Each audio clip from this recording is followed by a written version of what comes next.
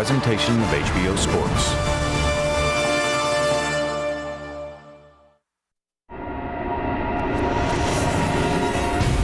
Not long ago, former 2000 Olympic teammates Jermain Taylor and Jeff Lacy were two of boxing's hottest young stars. Lacy had ridden a string of knockouts to a reputation as one of the sport's biggest punchers, and claimed a 168-pound title belt in just his 18th pro fight. One weight class south, at middleweight, Jermain Taylor was distinguishing himself with a dominant run of his own. And when he beat Bernard Hopkins for the division crown, the sky appeared to be the limit for Taylor. You got a brand new star in boxing. His name is Jermain Taylor. The two stars were on a collision course until both fighters hit hard times. It's never going to be the same again after this, I don't think. He's got nothing left, John. He's got nothing left. First, Lacy suffered a brutal beating at the hands of Joe Calzaghe. More recently, Taylor's star faded in consecutive losses to Kelly Pavlik. Taylor is done. Left hook. Drops Taylor's head up. Uppercut has Taylor in big trouble. Down goes Jermain. Now each man looks to use his former Olympic teammate as a stepping stone toward career redemption. And at just past 30, both fighters are well positioned to rise anew. Also tonight, a flashback to 1 week ago at Madison Square Garden, where worlds collided in the light heavyweight division. Welshman Joe Calzaghe brought his perfect record across the pond and battled the legendary Roy Jones in a fight literally years in the making. Would an aging star turn in one more glorious night, or would the Prince of Wales conquer New York? First up, a look back at Calzaghe versus Jones.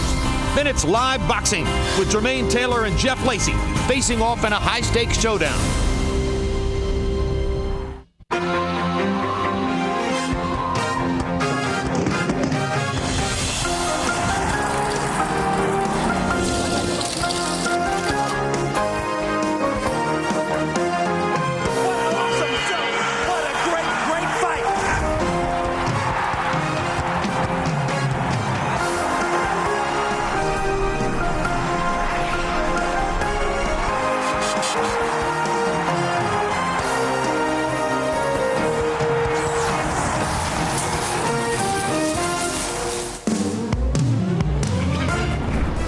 Live from Vanderbilt University in Nashville, Tennessee, it's HBO's World Championship Boxing. Tonight, a doubleheader begins with a look back at the events of 1 week ago in Madison Square Garden in New York, where future Hall of Famers Joe Calzaghe and Roy Jones faced off against each other.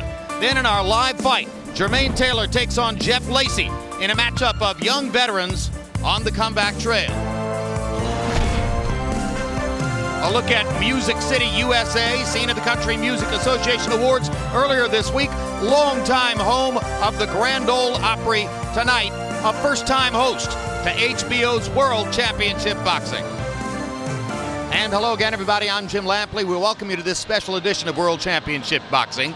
Later tonight, in our live main event here on the campus of Vanderbilt, Jeff Lacy and Jermain Taylor will be squaring off for prominence in the 168-pound weight class, a division now loaded with aspiring young title contenders, because its reigning champion, Joe Calzaghe, if he isn't through with boxing entirely, is certainly through with fighting at 168. And coincidentally, we begin our telecast now with a look back at Calzaghe, also the reigning light heavyweight champion of the world, defending that title at the biggest weight of his career against the fighter who, through most of Calzaghe's career, ranked not only as the light heavyweight champion, but also as the #1 pound-for-pound fighter in boxing. So let's go back 1 week now. Joe Calzaghe versus Roy Jones. I was at ringside with Max Kellerman and Emmanuel Stewart. Rarely have two fighters more visibly projected confidence before the opening bell. And immediately Calzaghe chases Jones to the ropes, missing with a sweeping left hand. One problem for Jones in the fight, how to find ways to deal with the greater frequency of Calzaghe's punches. He says he can do it with power. Well, I think Jones's attitude is right in the fight. You know, the thing is both guys have fast hands, and I think Jones has a little bit more crack in his shot than Calzaghe. And at this stage right now, Calzaghe is fighting the fight that he wants to fight, and Jones is fighting the fight that he wants to fight. Jones is basically going to try to make Calzaghe burn himself out by throwing a lot of punches and then explode with his own combinations on the counter move. Jones has always had devastating power. The reason he hasn't scored even more knockouts is because he thinks safety first oftentimes. Doesn't want to expose himself to danger. Right, with Trinidad hurt it quite a few occasions, but he would back off because he knew if he threw a few more punches, he would take a risk of getting hit himself. 38 knockouts in 52 wins for Jones. However, no knockouts since February of 2002.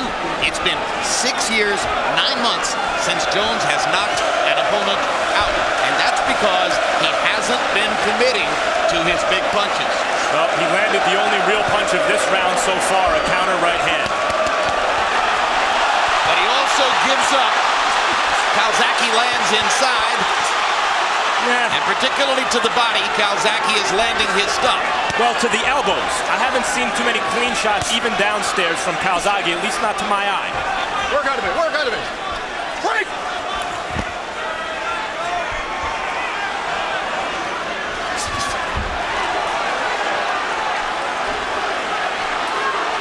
Okay, break!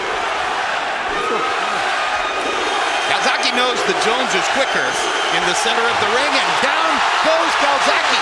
Just as he was down in the first round against Hopkins, he's down in the first round against Jones. And Jones makes his point that he can hurt Calzaghe in flurries inside. But he may not make it out of this one like he did with the Hopkins. Right. He's much more hurt. He's seriously hurt. The other one's more of a flash knockdown. Much more badly hurt than against Hopkins. And fighting rather than trying to get away. Calzaghe's going to take the chance that he can keep fighting with Jones after taking a big shot. Well, and he goes forward, wading in. But Jones is going to have a 10-8 round with which to begin the fight. But this is not something that Jones likes to do, so he may end up, if he doesn't stop Calzaghe, getting in trouble himself. An amazing turn of events in round one.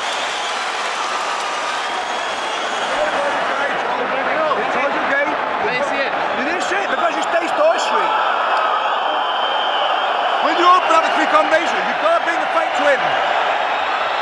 You've got to go and finish him off. You hear me now? The jab went weak. You went weak in the jab out. Where's the stuff? For fuck's sake, where's the stuff? Should be fucking ready. Get it. Don't worry about it. You're falling asleep. Okay. Are you in now? Come on, George, just wake up, You George. tucked in and start feeling the fight. Are you happy good? You feel good? Yeah. Feel He's good? okay, come on. Wait for that shot. Don't let him fucking wait for that shot, Joe. He made this guy open for it. Okay? Just keep working your jab a little bit more. You'll be able to see a lot of stuff. He's flinching on you when you jab at him. Feint and go. Feint punch. Here we see Roy Jones land a jab in the eye, which really obstructed the vision of Calzaghe. And then as Calzaghe was going down, he got hit with a punch that Jones just shot in anticipation of where his head was going to be. Perfect punch.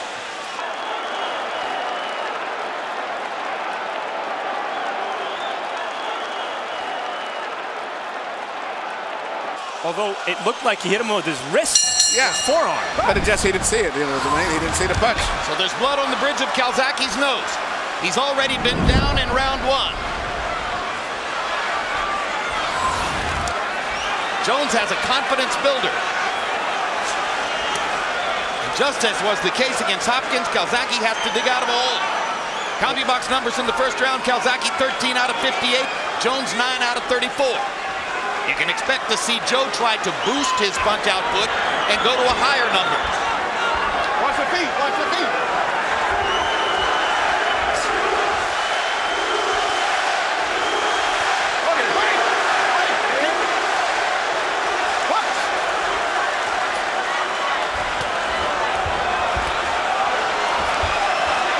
It's clear that even having already been down, Calzaghe still wants to be the aggressor. But you know, Calzaghe has never lost a fight, and I think he's probably been down about 4 times in fights, which shows that he does have the ability to come back. And at this stage right now still, the fight is like, to me, a toss-up fight. It could go either way. Down in the first round against Chris Eubank, won the fight. Down in the second round against Byron Mitchell, knocked Mitchell out in that round. Has shown the capacity to come back. To understand how spectacular Roy was at his best, he's not nearly as fast now as he was, and yet he's outspeeding Joe Calzaghe, who I thought was the fastest light heavyweight around, at least this side of Chad Dawson.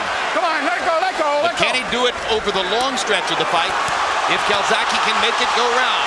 And here's what will hurt Jones most if it keeps up. When he leans against the ropes and puts his hands up and lets Joe throw, Joe gets to pile up points. Well, you know, Joe is still very much in this fight because he's still, I don't know, Roy can go at this pace himself because Joe's going to go at this pace all night. He may be a little sloppy sometimes in his defense, but Roy, as we said earlier, hasn't knocked out anybody in a long time. Scoring a knockdown is one thing, but a knockout is different. This time Calzaghe slips the Jones right hand and lands a couple of little body shots inside. It's abundantly clear it's a different fight in the center of the ring than when they go to the ropes. And Calzaghe seems to have his legs under him now and a greater ability to withstand what Jones throws. Jones lands another right-hand shot that brings people out of their seats. This point of the fight, I think Roy Jones is making Joe Calzaghe look like a washed-up Felix Trinidad. He seems to be countering well, picking off most of Calzaghe's shots. Although, of course, Jim, you're right. In the middle of the ring, it's more obvious, I think, Roy's advantages in clean punching. Bring him up. Blood trickling down Calzaghe's nose. Jones backing into the ropes and giving Calzaghe a chance to just throw away. Many of the punches blocked, but some of them landed on the ribcage. That's out of that one good, beautiful, clean right hand that Roy landed. He didn't do too much more, and that round could have possibly still went to Calzaghe. I thought Joe outworked it. All right. Try to stay on his right shoulder just a little bit more. Yeah, stay on his right shoulder a little bit more, okay? Don't square up too much. He can't hit you, but don't square up too much over there on his left hand, okay? Huh? Don't square up on his left hand. Stay on his right shoulder a little bit more. You're going to be able to get your hook in. His right side? Yeah, stay on his right shoulder. Just line up on his right shoulder. To my left? Yeah. You'll be able to get your hook in. He's dropping that right hand quite a bit. Just keep the left hand tight and use it regular as a pattern. And move to the right. Yeah. You done is a great round. All right, you're going to battle your stroke, all right? You won that well. Pass him. Right here. Are you in now? Yeah, man, cool. Exactly, tight. He's only looking for pop shots. Yeah. Joanna Larvin, Joe Calzaghe's girlfriend, one of the stars of 24/7, much to worry about early in the fight. Let's go. Clear the corner. How many times have you seen the fighter's wife or the fighter's girlfriend unconsciously put her hands in the praying position? And apropos of what you said, Emmanuel Stewart, in the second round by CompuBox numbers, Calzaghe landing 23 of 76 to Jones 8 of 34. However, Harold Letterman gave the round to Jones on his scorecard. That would put Calzaghe 3 points in the hole in a fight in which he hopes to dominate the second half of the fight.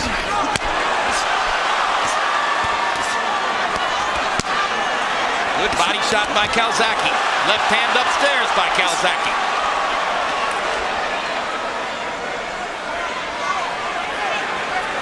Over the last half round or so, Calzaghe is landing much cleaner to the body.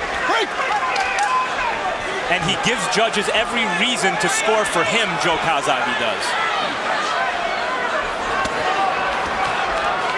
Come on, work out of it.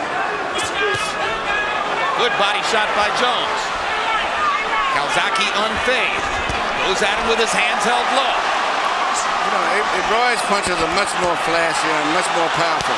But, you know, unless he throws one punch at a time, and Calzaghe throws 6. And that's what I'm saying, and I don't know if he's ever fought anybody like this. Calzaghe is not just, he's a big man. You know, it's very, very difficult to just take punches from a tall guy like that. Calzaghe's showboating in the center of the ring. You ever thought you'd see that with an opponent against Roy Jones? Good right hand by Jones. Hard body shot before that by Calzaghe. this is what I expected Roy to do, bro. To just cover up, walk him down, and try to force Calzaghe to burn himself out by throwing so many punches while he's blocking him.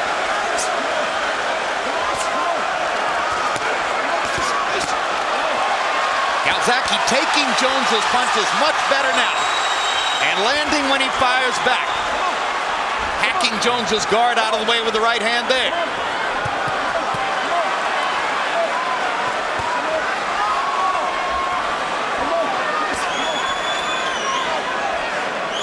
I mean, Calzaghe is standing in front of Roy Jones with his hands down, showboating and carrying the round. Watch his shoulder. I don't think either fighter has ever fought anyone with the speed that the opponent has tonight. It's abundantly clear, at least with body language, Calzaghe is trying to portray to the audience and to the judges that he has weathered the storm, that he understands what's up with Jones now, that he's not faced by what happened in round one, and that he can swamp Jones with punch count from here. He has dominated round three.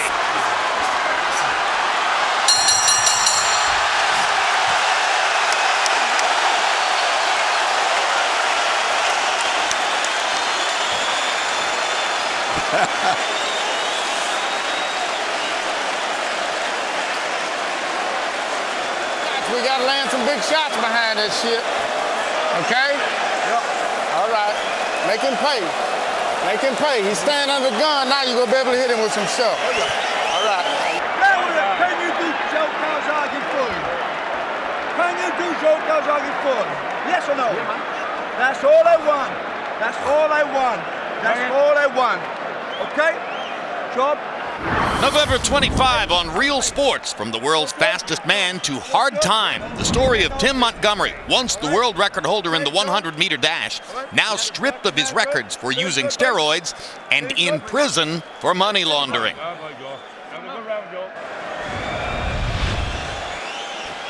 Here we can see both guys doing pretty much what I expected. Calzaghe throwing a lot of punches, showboating, dropping his hands. And I think it's really not that they're showboating. This is just part of each one of these fighter styles. And that was exactly the kind of round Calzaghe wants to fight. CompuBox numbers in the round, Calzaghe landing 35 of 107 punches thrown. Jones 16 of 42. Calzaghe 28 out of 85 power shots. Harold, how do you have it through three? That gets him 2 rounds to 1, 29-27, Roy Jones. You know, you got to give him an extra point for that first round. The second round, I thought Joe still was a little bit stunned, and Roy hurt him. But the third round, oh my God, Joe Calzaghe put on a performance. I mean, the guy is so good. Just incredible third round. Anyway, 2-1, Roy Jones. Jim, I think you nailed it when you said Calzaghe's showboating. He has to dig himself out of a hole in the cards, yes, but also psychologically, he's demonstrating that he is not showing ill effects of the punch and that he is, in fact, the guy in charge. Well, actually, Roy's never had anyone do this to him.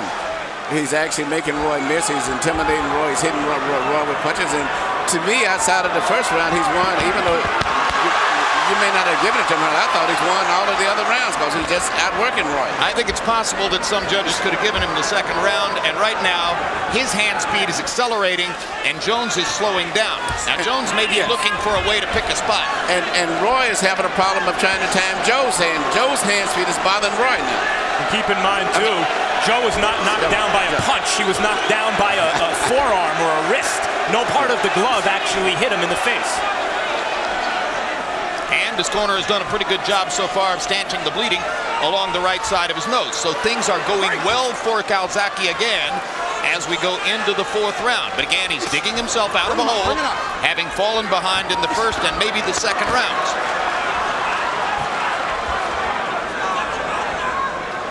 And you never know when Jones may lay another trap for him.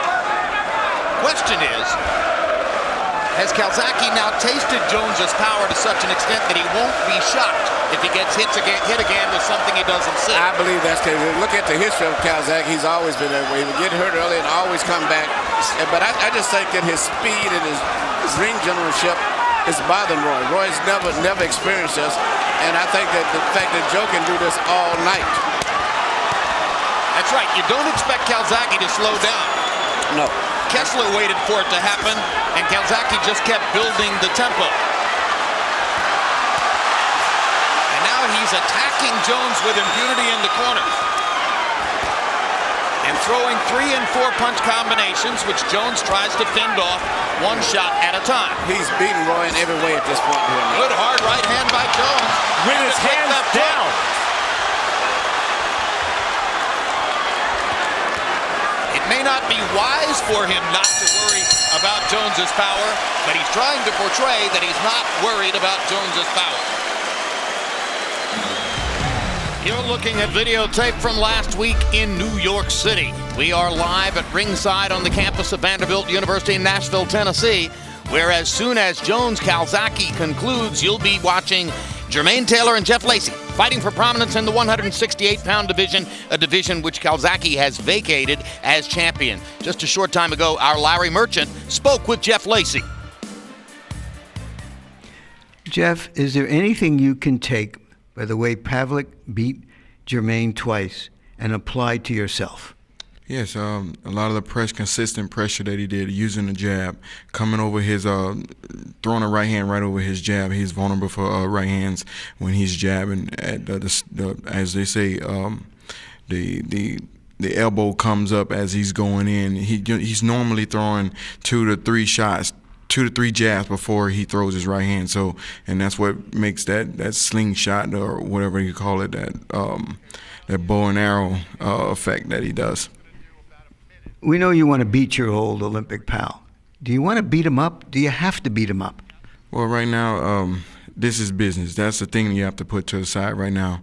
And I have to go in there and fight my fight. And that's the way we prepared for this fight. We went in there to fight. And, you know, if everything comes out well, we're going to be victorious in the fight. And, you know, hopefully we can sit down and talk about it.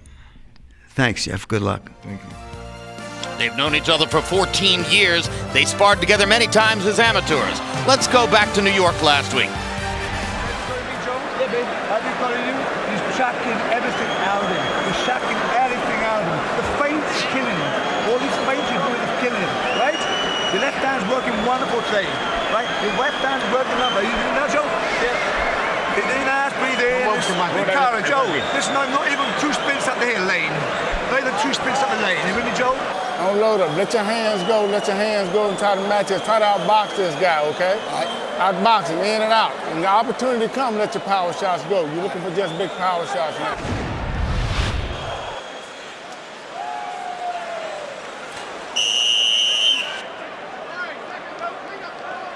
Here you see Calzaghe get hit with punches by Roy, but I don't think they landed that cleanly because Joe was rolling his body with the punches. And numbers aren't everything. Punch count isn't everything. But by CompuBox count, Calzaghe outlanded Jones 74-27 in the last 2 rounds. So on Harold Letterman's scorecard, he climbs back to within a point. If you're a judge who gave Calzaghe the 2nd round, which is possible, he would now be ahead in the fight. If you're a Roy Jones fan, I think you have to be hoping that he catches Joe coming in with something hard, particularly when Joe is standing as he is now with his guard down.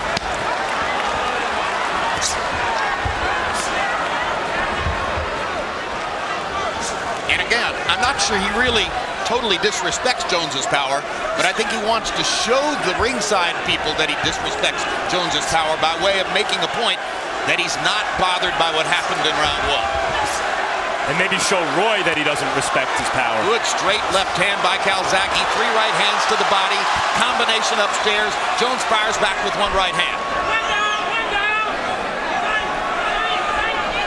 This was the basic equation coming into the fight. A fighter who is comfortable throwing 75 punches around against a fighter who customarily throws 35 to 40. How do you rework the equation in your favor if you're Jones? Well, Roy's not been that successful in landing too many clean punches. Even the punches the last round that, you know, we gave him credit for. I think the fact that the sting was rolled away by Calzaghe, and Calzaghe is doing what he wants to do at this stage right now. I can't believe how he's dropping his hands to get away with that with Roy Jones. But Roy's contact percentage has got to be very low. He's throwing punches, but he cannot hit Calzaghe. There's a hard right hand by Jones. Calzaghe comes back working the body. Calzaghe blocks a couple Jones shots and slips the right hand there. Break! No. Body shots by Calzaghe. Jones backs away. Joe hasn't landed anything really solid upstairs in a while, and he takes another hard right hand shot by Jones. This round may be on the table with 50 seconds to go. Calzaghe begins to try to apply his volume formula to it. Well, I would have to give Roy so far this round here the way it's going. At this point. Why would Roy allow someone to stand in front of him with his hands down when he can punch is beyond me? Well, that's his way of trying to make Calzaghe get tired. Calzaghe lands a big left hand. Yep. Now the round belongs to the Welshman. Yep. Jones lands a left off the ropes. Jones's left eye is starting to swell. Jones is being physically beaten as well as outpunched. Hard right hand by Jones. Calzaghe with the right hand. They're going to fight down the stretch of the round. Tough round. And Calzaghe tries to nail it down with a flurry at the finish. Jones with one more big counter shot. What a round. Both fighters made statements there.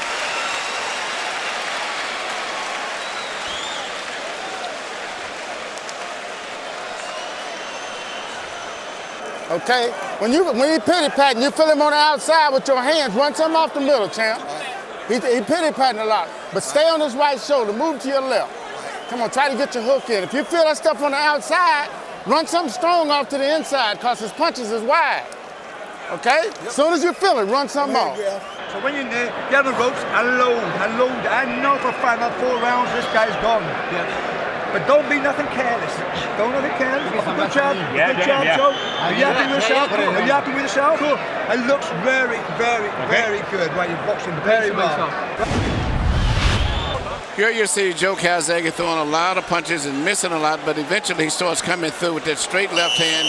And, and if he can keep connecting like that, which I think he's going to be doing a lot more of that, Roy's going to have a rough time tonight. Hold it. CompuBox numbers on power shots in round 5. Calzaghe 20 out of 58. Jones 18 out of 33. Calzaghe with a 12-0 edge in jabs. Jones had his moments in that round, but as you see, Harold Letterman gave it to Calzaghe. Once again, the activity rate puts Jones on the defensive.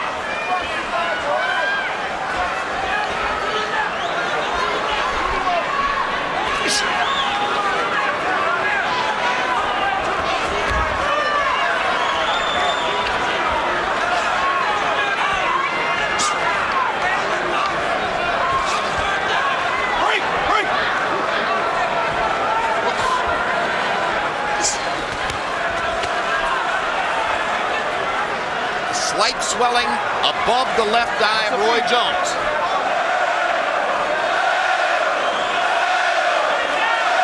Calzaghe with the blood stopped outside his nose on the right side looks pretty good. Pattern of the fight established as Calzaghe stalks and Jones looks to counter. Jones must have made a pretty good point the last round because Calzaghe is suddenly treating him with more respect. Roy's main punch in this fight has been the right hand, particularly the right hand lead, which he does so effective. He's always gotten away with that. He's having problems getting that punch in with Calzaghe, and that's got him all off track because he's not really jabbing much. He's not throwing left hooks. It's the right hand lead that he's trying to, and that's not working. So he's having a problem of finding anything that can be effective. And slowly, imperceptibly, Emmanuel, it just appears to me that Calzaghe's body attack is beginning to take its toll. Jones looks a little bit more labored than at the beginning. And also Calzaghe's rhythm, his in and out rhythm. It's not that easy to time. He's not just a guy that's walking in flat-footed before you can time him which one. He comes in and out, and he has his own good defense when he's. It looks to me that Roy is occasionally, when he circles, especially landing that lead right hand, it doesn't look like it's having a tremendous effect on Joe. No, and that may be having an effect on Roy. Definitely. Because that's the main thing he worked on, and I'm quite sure Joe them have studied him very well and learned that that's the main punch they have to look at is for the real sneak right hand lead. And they've taken his best weapon away from him. And when you do that with any fighter, you know, it makes him, there it is again. And he's not been effective with it. Hooks. Remember, Calzaghe is the master of making mid-fight adjustments to turn the tactical equation in his favor. Takes a big uppercut there. Excellent punch by Jones. And maybe Jones has found another way to land his right hand. And Joe fights back the way he's most accustomed to, by piling punches on. There's Bernard Hopkins sitting at ringside 3 weeks after his amazing triumph over Kelly Pavlik. A lot at stake for Hopkins in the eyes of many who think that maybe he would be a logical opponent for Roy Jones if, in fact, Jones can get past Calzaghe and win the fight. Are you winning, John? Have you got 6 rounds in these? Fucking 8. Huh? Have you got 6 rounds? Yeah. Fucking beautiful. Don't go sloppy. Just don't go sloppy. He's only got 1 shot, pop one. He's got fuck all else. Don't yeah, the same fucking shot. The fucking same shot he's got, right? Get the corners and right and tighten up your combinations. Yeah. Don't go loose when you tag. Right? Yep. Ta-ta-ta, ra-ta-ta, ta-ta-ta, ra-ta-ta, okay? You've got no answer. What's the fucking ever? Don't go for the one big shot, okay? He coming right back. Look, check this out. When you finish hitting him, if he go do that pitter-patter stuff, tie him up. Keep turning, stay on his... Here you see Roy Jones land a beautiful time uppercut right through the defense of Calzaghe, and Joe least expected it. But beyond that punch, which was the best punch of the round, it wasn't too much landed by Jones. While, according to CompuBox numbers, Calzaghe landed 30 blows and threw 91. And again, judges can see how many punches are thrown way more effectively than they can see what lands. We're halfway through the fight. It's going by fast. Harold, how do you have it? Okay, Jim. 57, 56, 4 rounds to 2. Joe Calzaghe. Jim, you just can't take it away from him. He throws so many punches in each and every round. Roy Jones lands 1, 2, 3 good right hands in a round. But other than that, the activity of Joe Calzaghe has to be winning this fight. I mean, I thought Roy deserved an extra point for round 1. Thought Roy stunned him in round 2. But after that, Joe Calzaghe throwing too many. 4-2 Calzaghe on clean punching. Calzaghe a little bit slower, more tactical, more selective here at the beginning of round 7. Obviously still sees Jones as a dangerous quantity in there. Clearly Jones is not as good as he once was. Against Tarver in their 3rd fight, there were opportunities for Roy to win, and he didn't take advantage of them. He's not as good as he was. The question remains, how great is he? Joe is starting to get through with that left hand. Roy's going straight back now, and his reflexes are not what they used to be. And Joe Calzaghe is coming straight through with that 1-2. And good counter left by Jones, another one. But prior to that, Jones was having trouble seeing Calzaghe's left coming. And can Roy overcome adversity, which he didn't have to do at his best? He has plenty of it here. But this is a good fight. That's a really, to predict the outcome of this fight is going to be very hard. Because Roy still is punching with sharp, clean punches. And solid left hand by Calzaghe. Follows it up with a couple of body shots. Another flurry by Calzaghe. Drives Jones back against the ropes. Roy may be momentarily hurt. He's hurt. Straight left. Blood above the left eye of Roy Jones. Calzaghe's punch is starting to do more damage. Calzaghe grins as he goes back to the hunt. Jones has landed a couple of good counter shots, but Calzaghe is wearing Jones down with the constant assault. Again, the hand speed flurries by Calzaghe. Jones gets him off with 1 punch. Calzaghe dropping his hands and staring at Jones and watching the blood flow and going back to work. And all this said, Roy is fighting valiantly here. He's fighting hard. I've never saw Roy Jones cut, but I've never saw him knocked out until he got knocked out by Tarver. Calzaghe showboating again, taunting Jones as he pushes him into the corner. Jones is landing good, solid counter shots, and Calzaghe now is walking through them. Yeah, the signature punch right now is a straight left hand of Joe Calzaghe.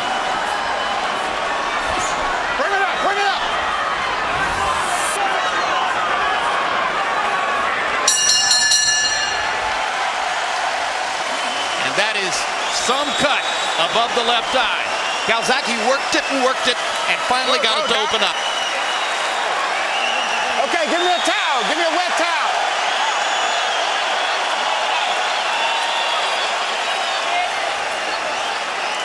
okay. You just got a little nick, champ. They call it the hook.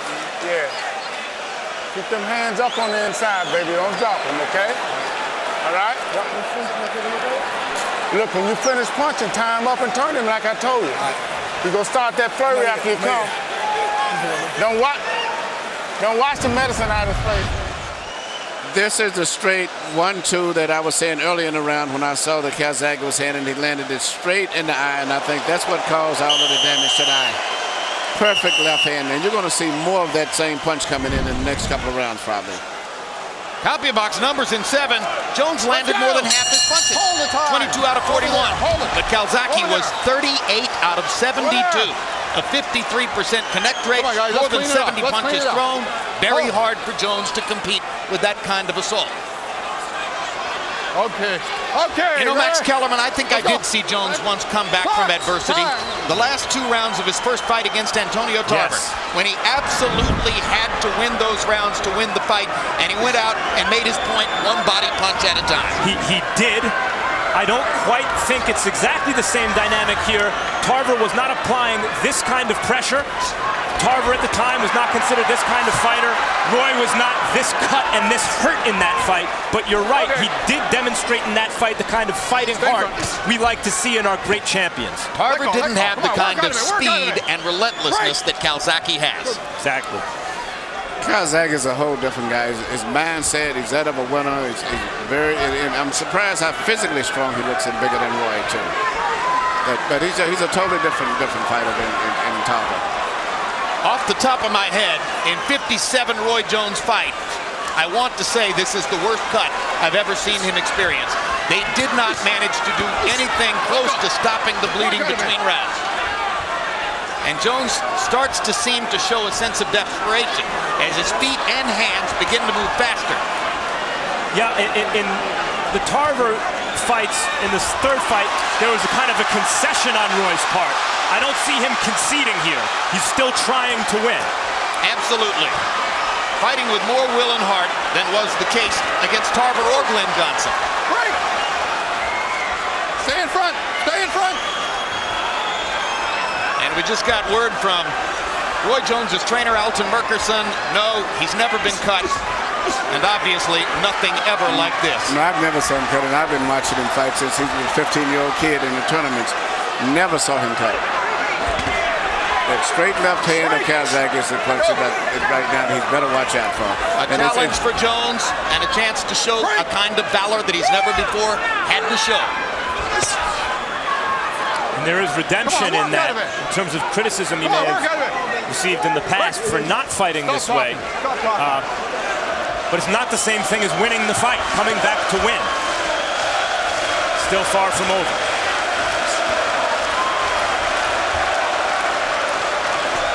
Perhaps, depending on how long he can go with that cut. Calzaghe has taken a little bit of a vacation this round, but now begins to apply the pressure again. Well, I feel he's got control over the fight in every way. And when he's able to push Jones into corners, he's totally in control. And now the combinations and the hand speed, and Jones looking to land one big shot. Calzaghe wrestling him into position, dodging the left hook, firing away again. He's swamping Jones with activity and willpower and desire.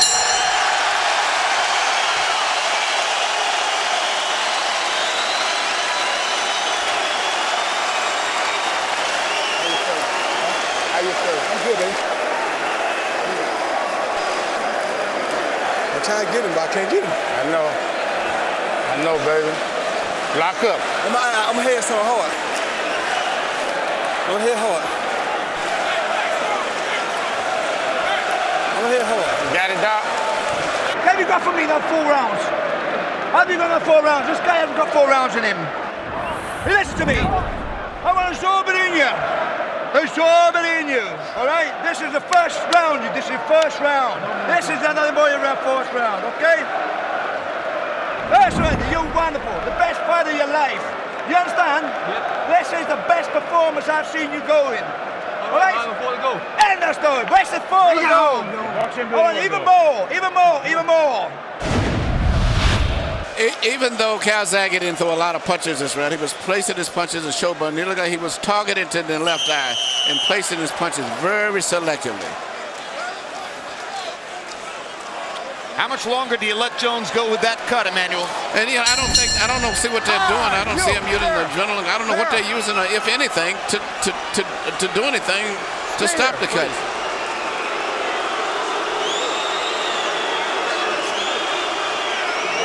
You okay? All right, move that way. Hold on. This is a great fighter. Yeah, I think it was Dr. Vernon Jordan up there, but I don't think this fight's going to go. This is an icon in the sport. You don't want to see him badly hurt. You don't want to see Calzaghe get too many free shots against an eye that is bleeding that badly. Rocky Marciano's nose is hanging off his face. 7th round of the Ezra Charles fight. The ref said you have one more round. He knocked Charles out. Those are the kind of dramatic moments in a great fighter's career that people remember. Of course, Roy is almost 40 years old, facing a younger, fresher man. But you know what? Roy's still fighting to win. And a lot of guys like this would just be on the defense, especially at this age. I can't take a risk of getting hurt, but he's trying to win this fight. He realizes, I think, that this is his last chance on this stage. And here's how difficult the prospect it now becomes. In 32 Roy Jones fights tracked by concubines, Calzaghe has now landed more punches than anyone has ever landed against him. 244 shots. I wouldn't be surprised if you excluded Tarver and Johnson if you said combined.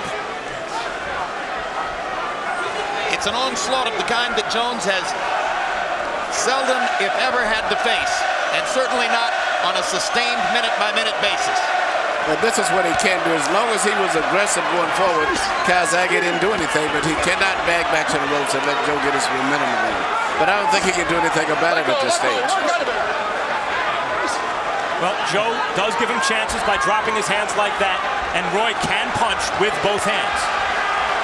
But it's Joe who's doing the punching, and Roy who's having to cover up. Jones shaking his head. He asked his trainer between rounds, is the eye closed? As if he can't see well enough to know whether his eye is closed. I can't believe a big superstar fighter like this. It seems like there's no one in the corner doing anything for a cut. Even if they're between rounds, they've had time to go out and find someone else, another trainer, and get some coagulants or something. Well, he's always done it his way. He's always been his own boss. No big name promoter. No big name trainer. The king of Roy Jones's world was always Roy Jones.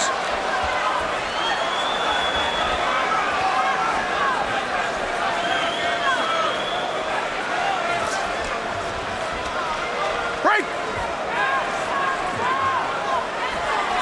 5 previous appearances in Madison Square Garden, he won them all. Came into the ring tonight and knocked Calzaghe down in the first round. It might have been another road to glory. But then, reality started to set in.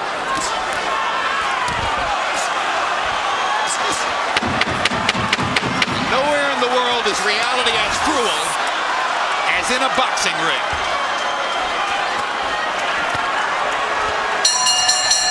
One more big right hand to punctuate the round for Calzaghe.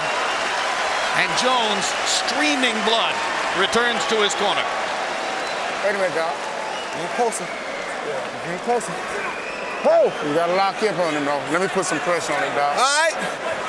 Give it here. I got it. Keep your eye closed, champ. All right. Keep your eye closed. Wipe that blood off his face, Al. Head good up, head good up. Back of the head up. Not with the water. Okay? Tasting them towards the end of the second round now. Now, get it into the spirit. That's it. And I want him out from levels. There's nothing left in him. Just wait. Okay, get his face cleaned off. Keep him long, champ. Try to hit him with some long shots. Okay, I'm trying, but he ducked off and was counting with the hooks. Okay. All right, second, clear the corner. Let's go.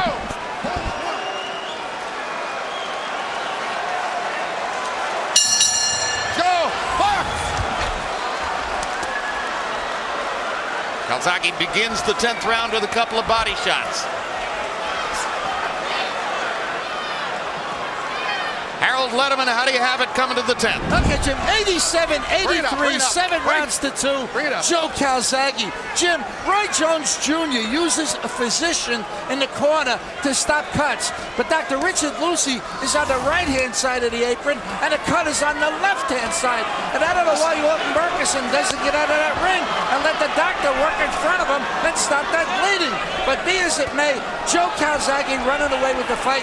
You got to wonder how much longer they're going to let this go, because Roy's taking a beating. 7-2, Calzaghe. And it doesn't appear that Jones can see out of his left eye. No. He told Alton Murkison between round he would try to land some hooks. His left hook keeps sailing past Calzaghe's head. Max Kellerman is ready with Dr. Richard Lacy in the corner. Max, what's up? Dr. Lacy, how are you treating that terrible cut? Well, we started with adrenaline, then we put some thrombin in it. We're plugging it up with Avatine when we're done. So we did 40 seconds worth of stuff here, and then everything we got, throwing it in there. Do you feel you're in the right position? You have enough time to work on it? Yeah, I think so. Thank you. So the Jones corner believes they're doing all the right things. Bottom line is they have not been effective in stopping the bleeding. And Jones is badly compromised in the ring. This started along about the second round when the swelling started to show up above his eye. And to what degree, Emmanuel Stewart, is this simply a case of a fighter who's almost 40 years old, getting hit with punches he hasn't caught before? Well, I think a lot of it has to do with Joe Calzaghe. Just one tremendous fighter. I think he would have been a very, maybe not beaten Roy in the front, but he's been a competitive fight for Roy than anyone. Very smart fighter. He makes tremendous adjustments. Good chin, good stamina. It's a very, very difficult guy to fight. But there's a lot of guys throw punches, but they just run in. He goes in and out. He's very, very difficult to right there. See, he pulls back, and he'd always be a threat for Roy anyway. And therein lies the danger of fighting well past your prime. Yep. That people speculate, well, I don't know, maybe Calzaghe would have beaten Roy at his best. After all, we just saw him beat him. No one's walking through Joe Calzaghe, that's for sure, but at his best, Roy was pretty special. No, he was very special. But at this stage of his career, it's a rough guy to fight. But this guy, I think, would have been a problem always for him. Bring it up, bring it up. A problem for anyone. And the fascinating thing is that at this point, Roy's only chance, it would appear, to win the fight is that he lands something huge and turns it all around by hurting Calzaghe, and Calzaghe's still giving him chances to do it. Calzaghe would be within his right in shutting down and holding his hands up and coasting to the finish, but he's giving the crowd a show. You're watching the closing rounds of Jones Calzaghe from last week in New York, quite possibly the closing rounds of two surefire Hall of Fame careers. And later tonight, a fight which feels like a must-win for both fighters. Former middleweight champion Jermain Taylor against former super middleweight title holder Jeff Lacy. They'll be fighting on the campus of Vanderbilt University in Nashville, Tennessee. A while ago, our Larry Merchant spoke to Jermain Taylor. Jermain, did you find any positives moving forward from your fights with Pavlik? You know what? To be honest with you, after those Pavlik fights, you know, I lost both of them. I just took some time off to, you know, see if I can find my love back for boxing, and that's exactly what I did. So, if you want to say I gained my love back for boxing, and that'd be cool, because I took some time off just to, you know, just for me. Watching Bernard Hopkins beat Pavlik, how did that make you feel? Did it change your perspective in any way? To be honest, I don't know how it made me feel, because here it is on one hand, I'm thinking, okay, I beat Hopkins twice, and then here it is, you know, he making Kelly look like just an easy fight, just like it was nothing. He beat him like it was nothing. So I had mixed feelings, and I've been going around asking people, you know, how did it make you feel? You know, what you think about it? And everybody give me the same thing. They got mixed feelings about it. You know, it's styles what make boxing. We know you want to beat your old Olympic pal, Jeff Lacy. Do you want to beat him up? Can you beat him up in a fight? I'm going to have to beat him up. You know, not only to win this fight look good. And here it is, I'm coming off 2 losses. You know, I still feel like I still got a lot to prove to my fans. Thanks. Thank you, Larry. No compunction last Saturday night for Joe Calzaghe in beating up Roy Jones. Let's go back to Madison Square Garden. I come ahead. What I'm here. Yeah. What a mouthpiece, bro. Give me that bottle. Give me a bottle, man. My head good. Come out to the 10.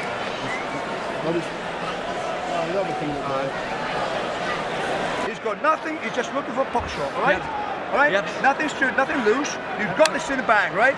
You can get this guy out, drill him away from you. Drill him away from you, all right? You listen now? I'll take him out last. Take him out last. Yeah, you take one in. Take him out. What do you like, Joe?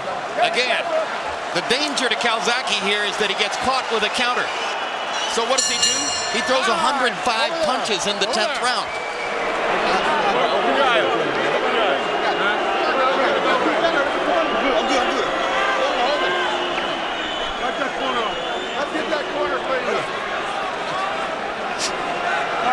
Believe it or not, that's just part of his style. You see him even training punch on the pads. He does that even on the pads, man. That's just his style. And he's very comfortable doing that. And he feels he has enough control over this fight now. In other words, if there's any fighter of the last 10 years who's as cocky and super confident as Roy Jones, it's Joe Calzaghe. Yeah. And yet it gives Roy chances. Yes, it does. But maybe that's what Joe thinks is the right thing to do. Maybe he is in his way showing respect for Jones's great reputation and record by saying to him, all right, look, I'm not going to back off. I'll fight in such a way that you've still got an opportunity here. And I'll beat you anyway. Very sporting of him, Jim. Don't hold, let go. Well, he is Welsh.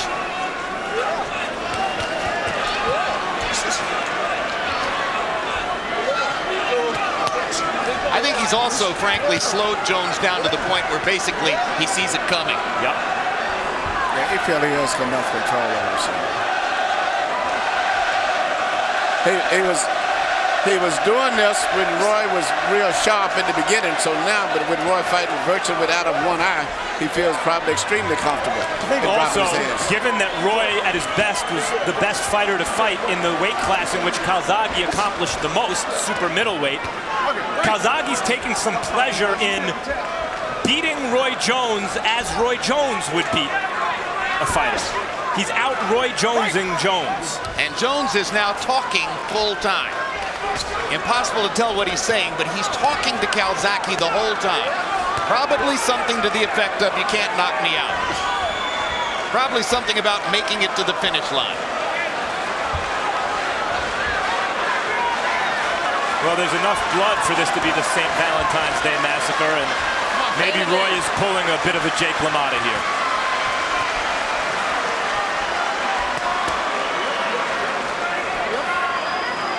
Reference to LaMotta versus Sugar Ray Robinson, and the line was, you never knocked me out, Ray. You never knocked me out. Stop talking.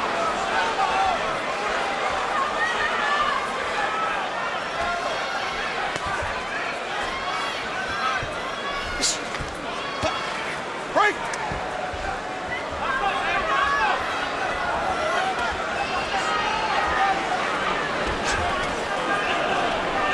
What a closing act for Joe Calzaghe. If this holds up, and he in fact walks away, these pictures will be a part of ring history for years to come. And he's had a phenomenal career. If he ends up doing what he's doing and beat two of our legendary greatest fighters here in America at the two biggest arenas, Las Vegas, New York, never lost a fight. Phenomenal record. To beat Jones with Hopkins sitting at ringside, after having beaten Hopkins with Jones sitting at ringside, not a bad way to close it out. And beat two undefeated good fighters in Jeff Lacy and Mikhail Kessler.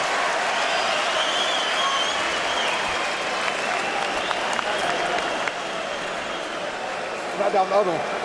Open the cut out. Hold up, Doc. Open it, wipe it inside. Open the lid or wipe it inside. Open it, wipe it inside. Okay. Now you're talking. Now you're talking. Get it in there, let me hold some pressure, Doc. Don't make it safe and attack with the A's first. Bam, bam, safe, right? You with me now? Yeah. You're with me. Get a jab, dominating. A jab, the left hook the body. Jab, jab, wow, left hook. Jab, jab, left hook the body. Yeah. Right, you pissed it. Winning? Winning. But you make sure you won now. You make sure. 21 minutes. 12 years ago in 1996, Roy Jones knocked out Eric Luca in the 12th round of the only 12th round KO of his career. Calzaghe's never had an 11th or a 12th round KO. The crowd rises to its feet to acknowledge the drama of what they've seen in Madison Square Garden tonight. Referee Hubert Earl has a shirt soaked with blood. Calzaghe and Jones still have respect for one another. Two guys who agreed via cell phone text messages to fight each other with a 50-50 split. Not about the money, about the pride.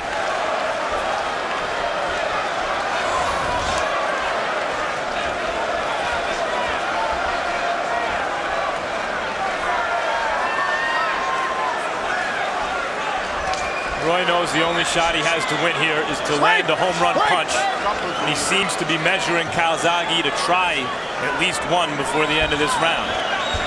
You know, you couldn't really blame Calzaghe if he just stayed away and ticked off the clock, so to say, this last round. Because, I mean, he's got everything to lose and nothing to gain. In fact, Roy is moving in, but he's got to let some punches go. He's just getting in position, caution, but he won't let the punches go. He's got nothing to lose. And whatever he throws, he should talk with full power with either hand, but he's not punching. This is not one of those unpredictable scoring panels, of which we've seen a few in New York in recent years. This is Jerry Roth from Las Vegas, one of the most respected veteran judges in the game. Julie Letterman from here in New York, who is a top-flight judge and a real expert. And Terry O'Connor of Wales is from Wales. So you don't expect Calzaghe to get upended by anything utterly unpredictable at the end of this one. No, Roy's going to have to do the upending if he hopes to win. So far, maybe he's throwing maybe the second punch of the round. And Calzaghe's walking in with his hands down and giving Roy every chance to land something big, but still dominating the action. Crowd wants Jones to try to do something. They should be thrilled that he's shown such courage as to finish the fight with that kind of blood on his face. He's got a lot of respect from a lot of fans tonight based on his performance, even though he's losing the fight. I think it's really did nothing but enhance his respect from the fans still. Yeah, but what would enhance it even more, I think, is if in this last 45 seconds, he at least gave the impression that he was going all out to win. Yeah, and maybe Calzaghe shouldn't showboat quite so much. Maybe Calzaghe should pay a little bit more respect than to take advantage of this to really try to embarrass Jones down the stretch. Just fight, Jones. You've made your point.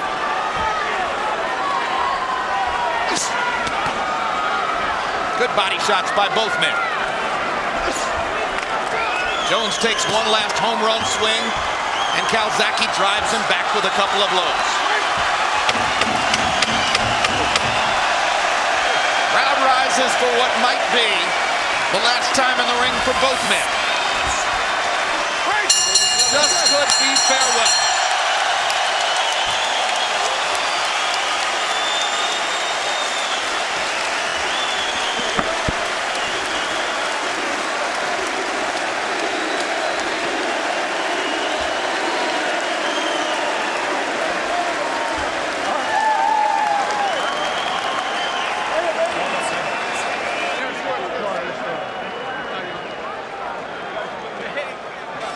And let's see if Calzaghe has made it to 46-0 as Michael Buffer reads the scores. Ladies and gentlemen, here at Madison Square Garden, New York City, we go to the scorecards. All three judges, Jerry Roth, Terry O'Connor, and Julie Letterman score the bout 118-109. To the winner by unanimous decision, the fighting pride of Newbridge, Wales, still light heavyweight champion of the world, Joe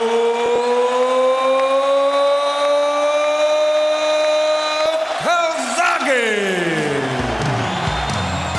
So after the now seemingly obligatory first round knockdown against, Joe Calzaghe wins the last 11 rounds on all three official scorecards and leaves Roy Jones behind. And now, We leave last week at Madison Square Garden behind and bring you to the banks of the Cumberland River in Nashville, Tennessee. Music City, UCLA. First time ever host for World Championship boxing event, as tonight Jermain Taylor of Little Rock, Arkansas takes on Jeff Lacy of St. Petersburg, Florida. We'll get to that in just a few minutes, but right now live at ringside with HBO boxing analyst Larry Merchant and World Championship boxing expert Emanuel Stewart, a final look back at what happened between Calzaghe and Jones. Larry, most boxing experts surmise, whether correctly or not, that we've seen the last of Roy Jones. What about Calzaghe, who has spoken publicly about the possibility of retiring unbeaten? First, the obvious. That wasn't the best Roy Jones. The Roy Jones of the 90s who dominated Bernard Hopkins, James Toney, and Virgil Hill. Which isn't to say that Calzaghe, a terrific fighter, might not have given him all he could handle on his best day. It is to say, as long as we're in Music City, that the new song out there, the country and western song, Don't Blink, tells us all we have to know. Time flies, don't blink. And Roy Jones seems to be on that flight. Will Calzaghe go on that flight voluntarily? That's his decision. For tonight, Jermain Taylor can make a decision for himself. If he wins handsomely, he can get on the short list of potential opponents for Calzaghe. And indeed, there are others who would like to be on that short list. If Jeff Lacy were to upend Taylor tonight, he too would probably have Joe Calzaghe on his mind. But Emanuel Stewart, we're looking back at a fight between two surefire Hall of Famers. And in the wake of what Calzaghe did to Jones, who fares better now in the eyes of history? Jones, who through most of his career was the #1 ranked pound-for-pound fighter in the world, or Calzaghe, who has a chance at an extremely rare distinction of retiring unbeaten? Jim, just the fact that you asked him that question, and Roy Jones has lost 4 of his last 7 fights, tells you that Roy Jones must have had something special going on in his career. He's been a star since 1988 for the most part from the Olympics, outside of a few years. And the fact that he has lost fights by knockouts consecutively and has been beaten decisively in his last fight and still is being considered says that he has been a star. And I think that Joe Calzaghe, with all of his accomplishments, still has not been a big name in America except for the last 2 years, and may not be getting the full credit that he deserves. Joe Calzaghe is something special. The fact that he's undefeated, he's beat a great fighter like Roy Jones. We said, well, maybe Roy was old. He beat Bernard Hopkins, who we all can see still is not shot. Beat 2 good young fighters, Jeff Lacy, who was undefeated, and Mikhail Kessler. He's a very special fighter, and he may do things in a little strange way, but he's got a rhythm. He can feel punches, get away from him, and he's a very special fighter. I don't know how history is going to look at both of them, but I tell you what, it's a tough contest. And it's an interesting subject. What will happen now with Calzaghe's Marciano-like record of 46-0? Will he feel as though he has done enough, or will he be tempted one or more times to go back into the ring again? Meanwhile, we're looking at a fight tonight between two fighters who have crossroad mentalities. Jeff Lacy was a rising tide in the sport up until 2.5 years ago when he ran into the juggernaut of, yes, Joe Calzaghe in Manchester, England, where Calzaghe, over the course of 12 rounds, systematically dismantled Lacy's career and reputation to that point. He's won 3 fights since then, but has not yet been impressive in doing so, and therefore is, in the eyes of the betting public, a 5-1 underdog tonight against his former Olympic roommate from Sydney 2000, Jermain Taylor, who himself rose unbeaten to the middleweight championship of the world before he lost 2 times in a row to Kelly Pavlik, and then had to sit ruefully with anger really in his belly watching Pavlik getting dismantled a month ago by Bernard Hopkins in Atlantic City. Who emerges on top tonight, Taylor or Lacy? That'll be coming up in a few minutes. Meanwhile, a lot coming your way in the next 2 months. Let's take a look. November 22, it's Brawler versus Boxer when Ricky Hatton and Paulie Malignaggi meet on World Championship Boxing. Also that night, knockout artist James Kirkland battles Brian Vera. November 25, Real Sports profiles Tim Montgomery, the former fastest man in the world, now in prison for money laundering and lying about Balco. November 29, Boxing After Dark returns with Paul Williams squaring off against Verno Phillips. Also that night, fast-rising heavyweight Chris Arreola takes on Travis Walker. December 6th, HBO pay-per-view brings you the mega matchup between Oscar De La Hoya and Filipino superstar Manny Pacquiao. December 13th, heavyweight champ Vladimir Klitschko squares off with Hasim Rahman, live from Mannheim, Germany at 4:45 Eastern, 1:45 Pacific time. Klitschko versus Rahman will re-air that same night on both coasts at 10 p.m. December 16th, it's the premiere of HBO Sports' latest documentary film, Breaking the Huddle, the integration of college football. December 17th, catch the live premiere of the next Costas Now for a look back at the biggest sports moments of 2008. And each Monday, check out HBO.com where you can find the latest episode of our original digital series, Ring Light. Watch it, download it, carry it, share it. And there's one more very big item that we left out of that list, debuting tomorrow night, the next installment of HBO's award-winning series 24/7. Let's take a look. Why? Why do you think I keep doing this? Why? Because I love it. Because I can. Sunday, November 16th, 24/7 returns to HBO, spotlighting boxing's most popular figure, Oscar De La Hoya, and the pound-for-pound king, Manny Pacquiao. He is the Golden Boy, the most celebrated boxer of his generation, an Olympic gold medalist, titles in 6 weight classes, and now, a new challenge that's returned him to the roots of his legacy. This is where I started, baby! Big Bear! I still have a lot of fuel left in me. A lot of fuel, baby! While De La Hoya trains in the California mountains, 80 miles west, boxing's best fighter toils in the shadows of the Hollywood limelight. Remember, don't come up on the hook. Stay down. Manny Pacquiao, a fearless technician whose punches carry the hopes of an entire nation. Millions of Filipino people are hoping for a victory, so that's my responsibility. Train hard, get in shape 100%, and fight. As De La Hoya returns to the ring, he also seeks a final word with Freddie Roach, his former trainer. Now across the ring and assured he will guide Pacquiao to victory. I know Oscar pretty well. I've trained him, and I truly feel that he can't pull the trigger. If he thinks that he knows me, he's got another thing coming. Say that I'm over the hill come December 6th. We'll see what happens.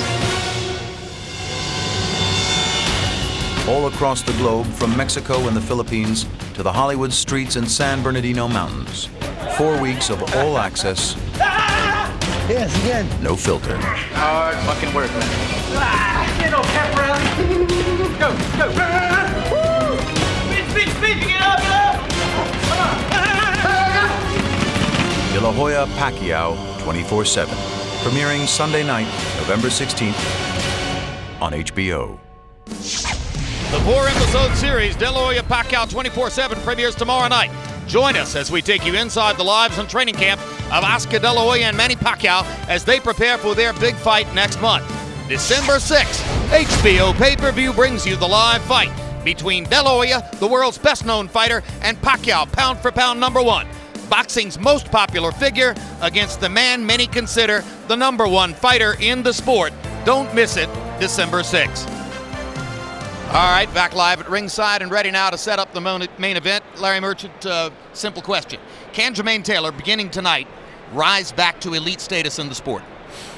If he can grow up as a fighter, as he did as a child. When he was 8, he became the little man of the house after a family tragedy. As a fighter, he built a cocoon around himself, a cocoon of success, Olympic champion, undefeated middleweight champion, fan favorite. The fans in his neighborhood loved him, and nobody could get to him until Kelly Pavlik did twice. And what Pavlik did was to expose a stamina deficit related presumably to a chronic training deficit for Taylor. But it's what happens next that matters, and tonight is his next. And fascinatingly, if there's a career in the sport that more or less mirrors what's happened to Jermain Taylor, it's that of Jeff Lacy, Emmanuel, who had 21 consecutive wins, 17 by knockout, before running into the steamroller of Joe Calzaghe. And since then, it's been a promotional change, trainer change, injury, scratch and sniff. What does it take for him to get back to elite status tonight? Well, he needs a victory, and that's putting it mildly, because even though he's had 3 victories since he lost the fight to Calzaghe, he's not been that impressive. And he needs a very impressive victory. And he has to do it by beating Jermain. And I think to do that, he's going to have to put relentless pressure on Jermain. Even though it's not his style, that's more of a Kelly Pavlik, but he's got to do it in an intelligent way and try to take advantage of the weakness of Jermain, which he gets hit with right hands over his low left hand, particularly as the fight goes on. We'll see if Jeff Lacy can do that. We'll see if Jermain Taylor can stick to what he thinks is his best adage tonight, speed kills. Let's take a look at the tail of the tape now for Jermain Taylor against Jeff Lacy. They've known each other for 14 years. 1 year age advantage for Taylor. 1 inch or 3 inch height advantage for the former middleweight champion. A ½ inch arm length advantage measured from the armpit to the end of the fist. They both weighed in a ½ pound under the 168-pound limit. Tonight, Lacy enters with an unofficial weight advantage of 5 pounds based on our own HBO scale. Rules of the bout with our unofficial ringside scorer, Harold Letterman. The Jermain Taylor Jeff Lacy fight is scheduled for 12 rounds using the unified rules of the Association of Boxing Commissions. There is no 3 knockdown rule. Only the referee can stop the fight. In case it is caused by an accidental headbutt, we go to the scorecards after 4 rounds have been completed, and you cannot be saved by the bell in any round, including the 12th and final round. Jim! Jeff Lacy hopes to lose himself in the moment tonight and forget about all the difficulties he's faced since he was taken apart by Calzaghe in Manchester 2.5 years ago. He hasn't been able to put his power punches together the way he did on his rise to the top of the 168-pound weight class. Maybe fighting his former friend and roommate is the formula for getting that rhythm back. Well, I think another thing, too, he's got a trainer who's been with him early in his career who hasn't been with him recently. Roger Bloodworth is back. And from what I gather, Roger's going to try to prepare him to not be relying on that physical strength thing that he's been into so much recently, and to get back to boxing, letting his punches flow much more fluid. Bloodworth trained Lacy for the first 15 fights of his pro career. Then he was with Dan Birmingham, who also trained Winky Wright at the time and was named the U.S. Boxing Writers Association Trainer of the Year. Now Lacy's back with Bloodworth, as Emmanuel says. Jim, Calzaghe beat him from his toes to his nose. And so the question out there is, was he overrated to begin with, or did he take such a bad beating that he'll never recover from it? He won't say it outright, but he implies in conversation that he now realizes that his promoter at the time rushed him into the Calzaghe fight, realizing that he wasn't fully ready for the circumstances he faced. Meanwhile, Jermain Taylor seemed to be arriving at just the right time when he trimmed Bernard Hopkins twice to become the #1 middleweight in the world. Ever since then, he's been struggling to live up to the aura he created by earning that title at such an early age. Beating Vernon Forrest is forever. But for now, he's got to win tonight. I'm sorry, I said Vernon Forrest. I meant Bernard Hopkins, of course. Well, Jermain is a favorite of most of the crowd because he's expected to have a much more better boxing skills, and particularly that beautiful left jab that he used to have. He said that he's regained that, and he's not going to just fight in spurts like he did with Kelly Pavlik and then take rest. He's going to be consistent throughout the entire fight. More on the challenges facing Jermain Taylor when the fight begins. One last word before we go up to the ring. The two fighters attempted one of those ominous stare downs at a news conference earlier this week, and both broke up into gales of laughter. They're simply too close as friends for that kind of venom to have been destroyed. Now let's go into the ring to Michael Buffer for the official introductions.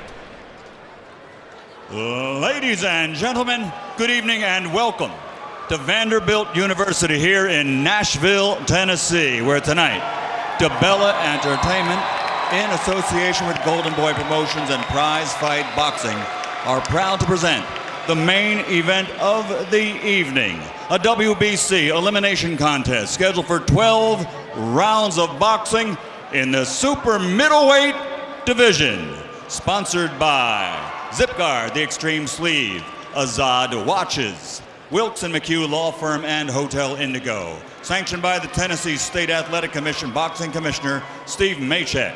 At ringside, the 3 judges scoring this bout, should it go the distance, will be Joseph Pasquale, Oren Schellenberger, and Gail Van Oy. And inside the ring, your referee in charge of the action at the bell, Lawrence Cole. And now, for the thousands in attendance here at Vanderbilt University and the millions watching around the world on HBO, ladies and gentlemen, let's get ready to rumble!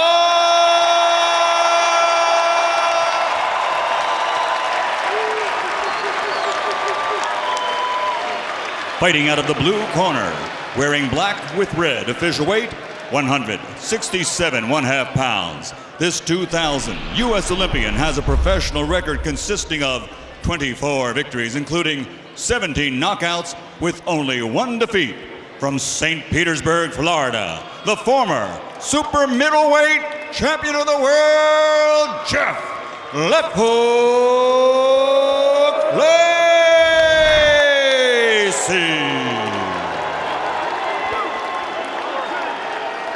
And fighting out of the red corner, wearing black with gold, official weight 167 1/2 pounds. This 2000 Olympic bronze medalist professional record now stands at 27 victories, including 17 knockouts, 2 defeats with 1 draw. From Little Rock, Arkansas, the former undisputed middleweight champion of the world, Jermain Bad Intentions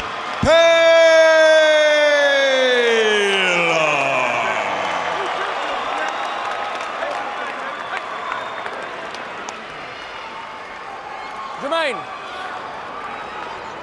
Come on, Jeff.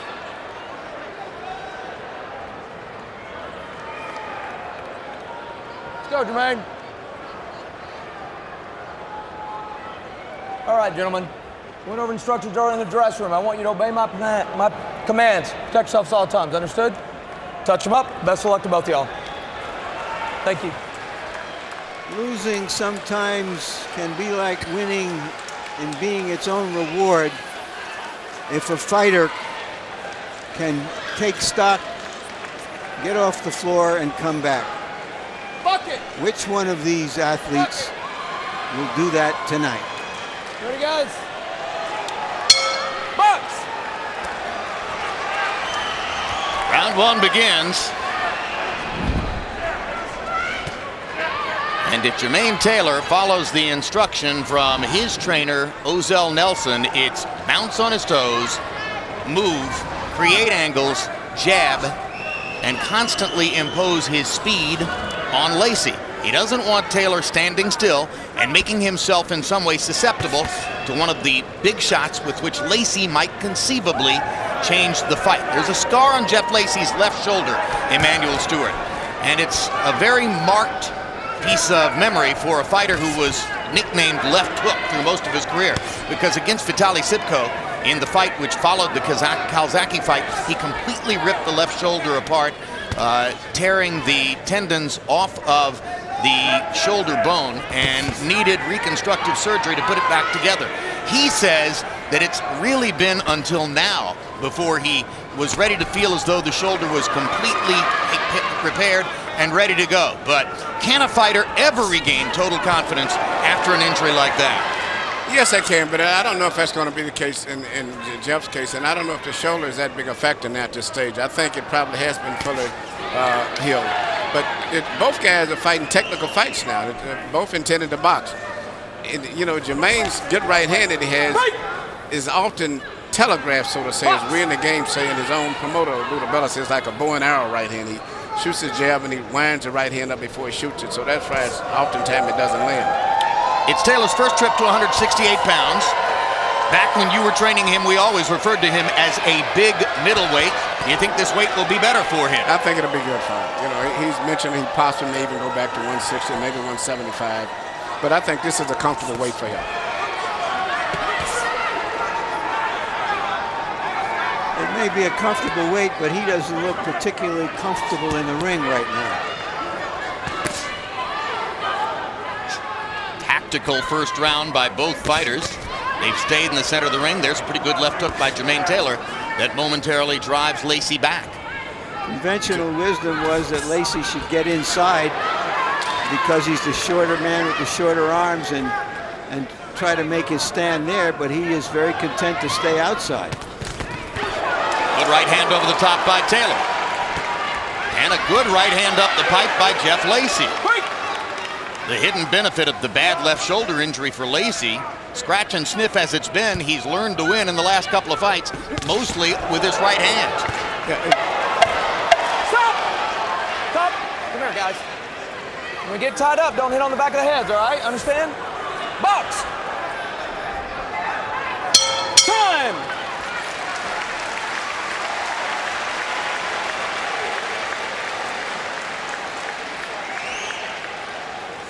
God in here. Come on. Good. That's what I want to see. Come out here. Looking good.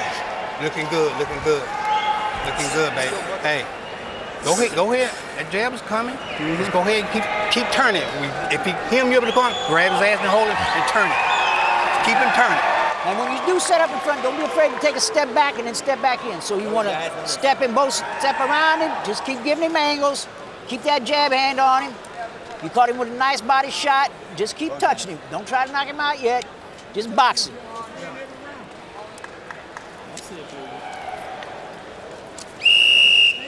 Looking pretty soft around the middle. Let's go. With about a minute to go in round one, when Larry Merchant said Taylor didn't look all that comfortable in the ring, he was right. Jermain, to that moment, had only landed 3 punches. But down the stretch of the round, CompuBox gave Taylor credit for landing 9 blows, including 1 solid left hook and 1 right cross, and that probably gave Jermain the round. 12 out of 33 for Taylor, 5 out of 34 for Lacy by CompuBox count in round one.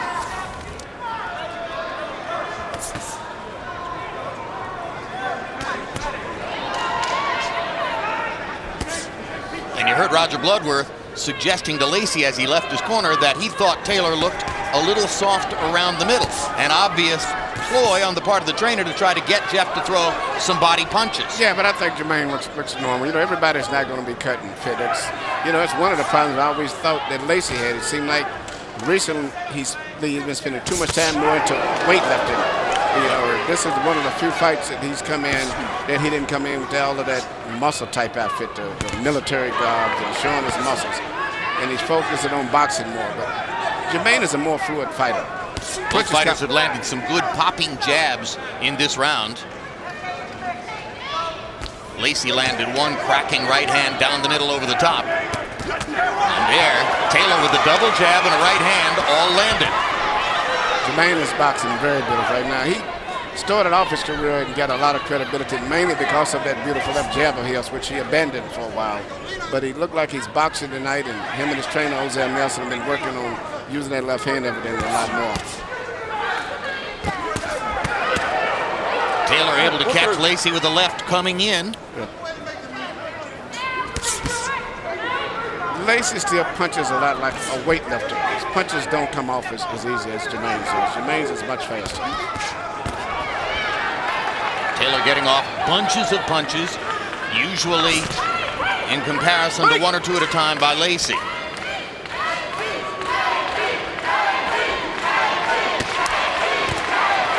Couple of left hooks partially blocked by Lacy. Jeff rushes in and they clinch. Box! Now Lacy begins to try to work to Taylor's body as Jermain backs up against the ropes.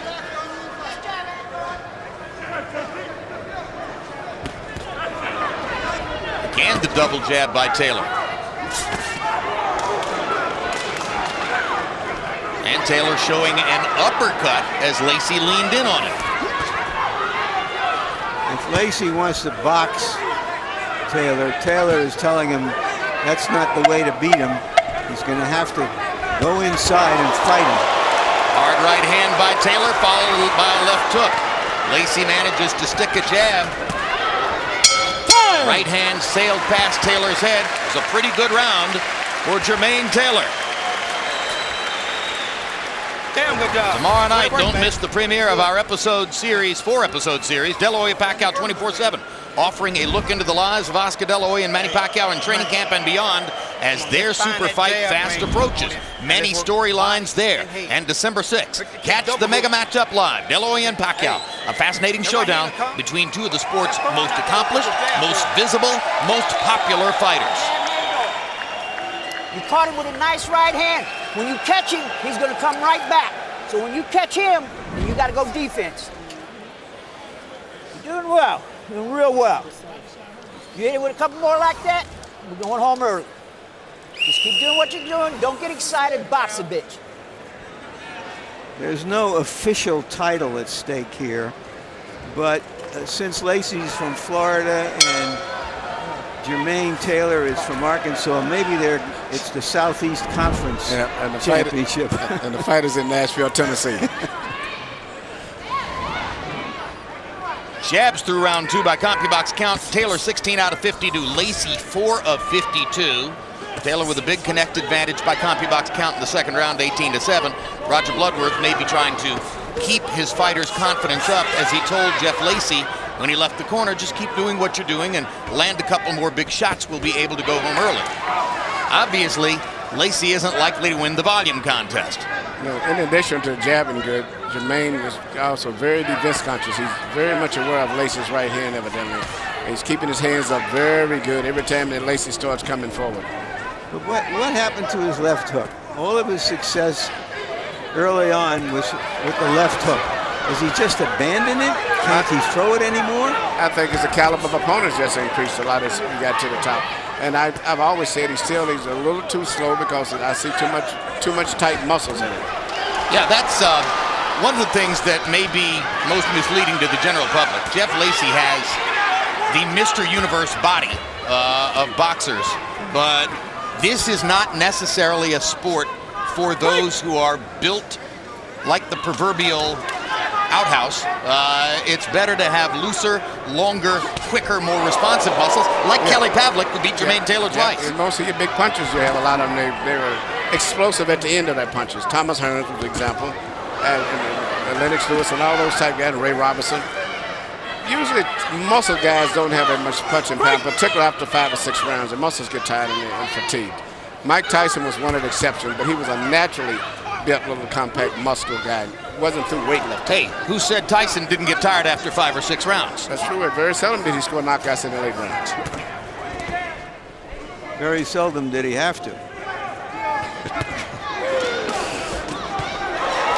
Good combination by Taylor. Wobbles Lacy with a right and a left. Lacy grabs Taylor coming in. Jermain Taylor made a big impression with the right cross left hook combination, and Jeff Lacy still doesn't have his legs, as he acknowledges by grabbing Taylor again. Well, this is where we'll find out how close they are as friends.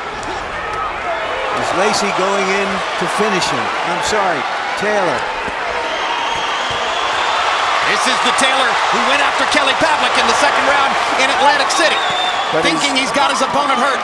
But he's placing his punches a lot better this time, and he's not getting overexcited and just winging punches. He's making sure all of his punches have a target before he lets them go. If Taylor could score an early to middle round knockout of Jeff Lacy, it would be quite an entry statement into the 168-pound weight class.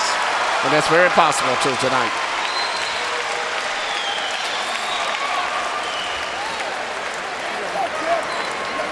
You okay? Yeah. All right, listen to me. Yeah. When you get hurt, move. Don't stand in there. Move and use the jab, all right? He caught you with an uppercut. When you hold him, just use your right hand when your right hand free while you hold it. Hit him. Exactly. When he goes up, you got to hit him on arms. He's waiting for you to bend over in front of him so you bring him up. Here you see Jermain shoots a left uppercut after shooting the right hand, and the right uppercut moved his body in position for the left hook, and he never saw the left hook. Here we see it again. The right hand came and the left hook came from a different angle, and he never saw it. Well, he seemed to see it, but Taylor threw it past his glove. Jermain is putting together his combinations very well tonight. Fighting very intelligent, very conservative, and working everything behind his jab. And with edges in all of the important CompuBox categories.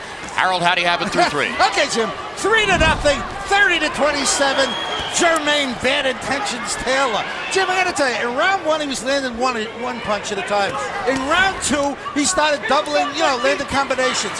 In round three, he came about as close to a 10-8 round as I've ever seen. I thought he hurt Lacy, he staggered him. 3-0 Taylor.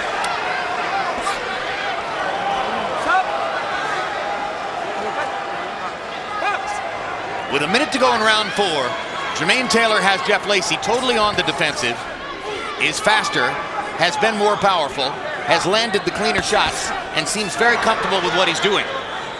Jeff Lacy needs a game changer of some sort. He's unable to fight on the inside. I don't know if it's because he can't, or he doesn't want to pay the price to get inside, or he doesn't know how, but he has to be right there. He has to battle Taylor right there.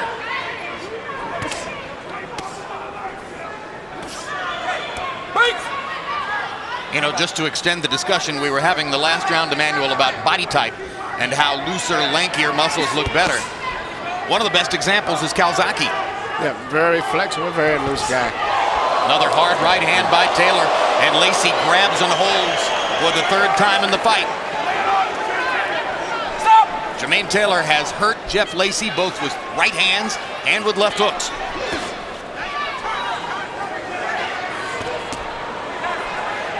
Lacy becoming increasingly a sitting duck for Taylor's jab. Lacy has never before been an underdog in a fight, including when he fought Joe Calzaghe, but he is fighting like an underdog tonight. Big right hand by Taylor. Lacy's in trouble again, and Jeff's gonna have to grab and hold for the fourth time in the fight.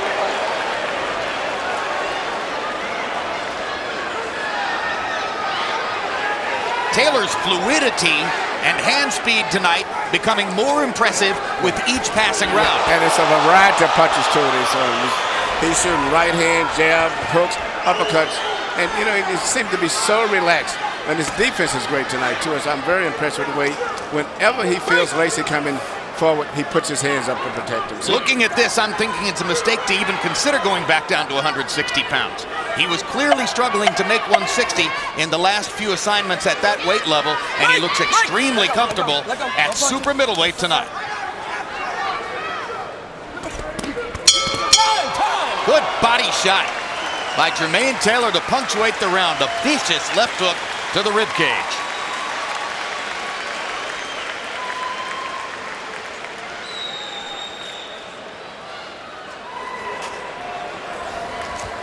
Hey, keep taking your time, baby. It's don't come. Don't rush yourself. Don't panic. Don't rush yourself. But he'll start passing. He'll start lunging in. Step over to the side. Maradona on the board. Quick feet. Got it? You're turning great. Same thing. Deep breath, baby. Don't wait, Jeff. But don't stand out there. Look, don't stand out there looking at him waiting for that counter shot. It ain't coming. You got to make it happen. Here you see Jermain land a beautiful 1-2 and followed with a combination, a repeat of the same combination again. And then try to body punch on top of that. He's mixing up his punches very well tonight. In the speed equation, it's all Taylor. Just as last week in Jones Calzaghe, the speed equation always matters. Jones, who was always had the faster hands than anybody else, came up to somebody who was as fast or faster. You saw the result. What a crowded weight class. 168 pounds is suddenly turning out to be. Joe Calzaghe is still the reigning champion, but doesn't appear as though he'll fight in this division again. You're looking at two big-name fighters in Jermain Taylor and Jeff Lacy. There's Mikkel Kessler, the Dane, who still has only one loss, that one to Calzaghe. Lucien Boutet of Montreal, unbeaten. Librado Andrade, who pressed Boutet to the limit before losing to him 2 weeks ago. Anthony Mundine, who doesn't leave Australia, but has a glittering record down there. Two rising Americans, Andre Ward and Andre Durrell. This could be a festival of great fights in this division over the course of the next few years. We got some young comers coming up too. That's going to be very exciting too. Down goes Taylor on a right-hand counter shot. And Lawrence Cole is going to say that it wasn't a knockdown. Why not? Why was that not a knockdown? Would he have gone down if he wasn't hit? Why wasn't that a knockdown? Seemingly an amazing lucky break for Taylor, as by my lights, Lacy prompted the fall down with a counter right hand. Which makes it a whole different fight, scoring-wise. Taylor's fighting as though it was a real knockdown. Yeah, he's fighting as if he hasn't did anything aggressively or offensive since that knockdown, even though it wasn't called a knockdown. And looking at the expression in Lacy's eyes, you can tell he feels it was a knockdown.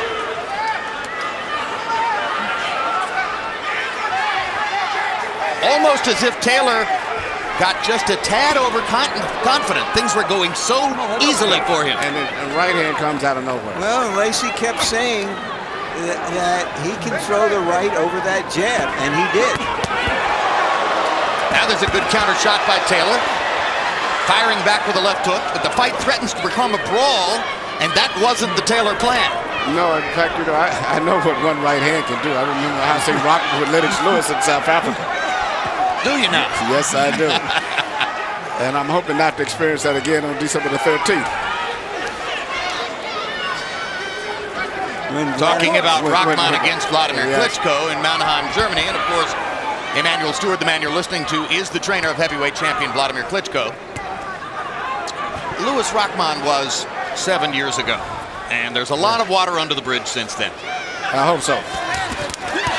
Good body shots by Taylor. Lacy drives him back with a right hand upstairs and comes back to crack him with another right hand.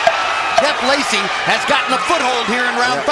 He didn't get credit for what appeared to be a knockdown. But it told him that this is still a winnable fight.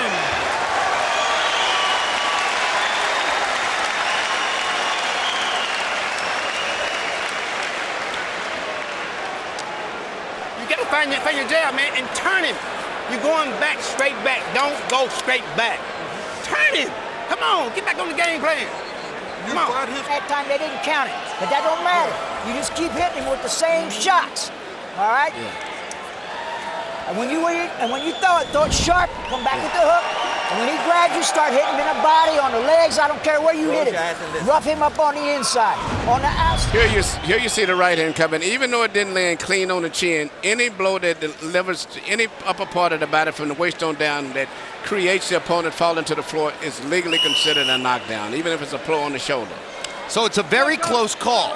And you see there that the punch glanced off the shoulder, may have glanced off the head, and then Taylor went down with his feet going over Lacy's feet, and Cole decided not to call it a knockdown. But both fighters have treated that event as though it was a knockdown. Yes. And I think right now you're going to see a good fight break out, because even though these guys have been not just on the team together in the Olympics until they were actually roommates, but both guys are fighters. I know Jermain Taylor, and he's going to fight. There's a lot at stake for them. It is. Both guys are like at crossroads, as you say, and their whole careers are going to change after this, one way or the other. And what was, before the middle of round 5, a fluid technical boxing match dominated by Jermain Taylor has suddenly become a rougher, more fractious brawl, and Jeff Lacy finally won a round on Harold Letterman's scorecard. And now Lacy is getting in the occasional big shot here and there. Now Taylor goes back to landing his jab. Probably his best method for fighting his way back into control. You know, it's interesting. Jeff left hook Lacy is not really throwing too many left hooks. He's mainly depending on taking advantage of the right hand weakness of Jermain, which Bernard Hopkins did the first fight so successfully for 2 or 3 rounds near the end, and Kelly Pavlik. I think the injury against Sipko permanently changed Jeff Lacy as a fighter and made him right hand dependent. Doesn't mean he can't fight. But the mindset of both of these guys means that this is going to turn out to be a hell of a fight. Break!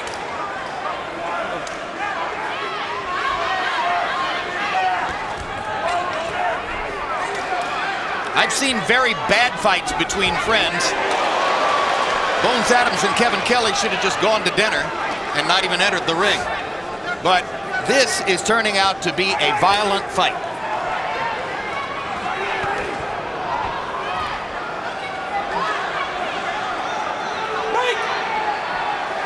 Last time 2 Olympic teammates fought each other was in 1994. when 1984 United States Olympic teammates Frank Tate and Virgil Hill fought for the second time in the light heavyweight division.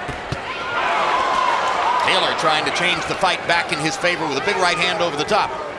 Lacy partially deflected it by rolling his head.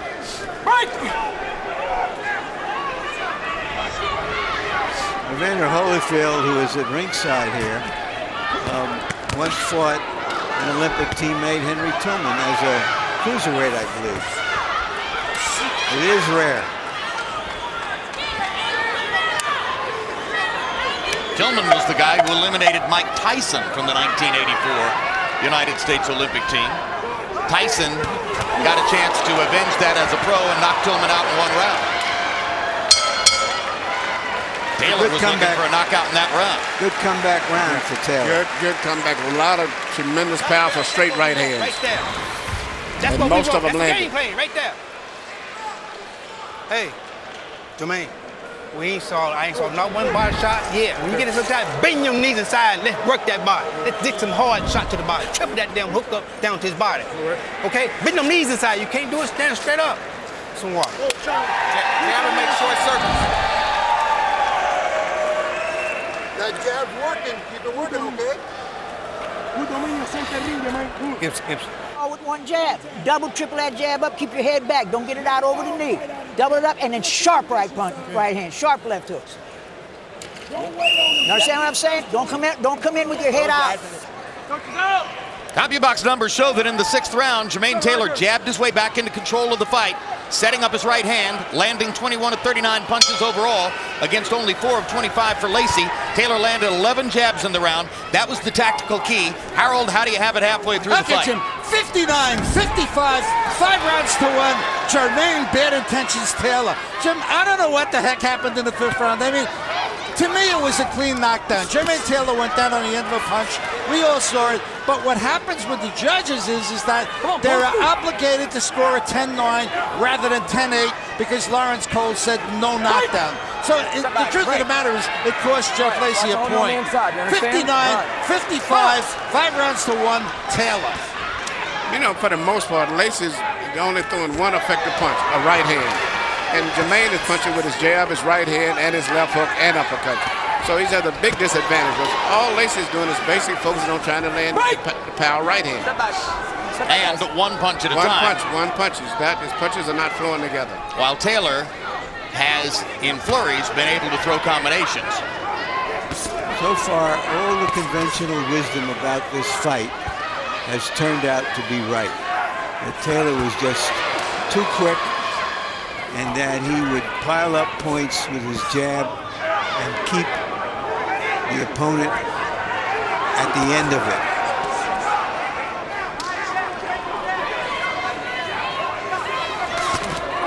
See that? So that's the variety of punches that Jermain is throwing. His uppercut, left hooks, straight jabs, right hands.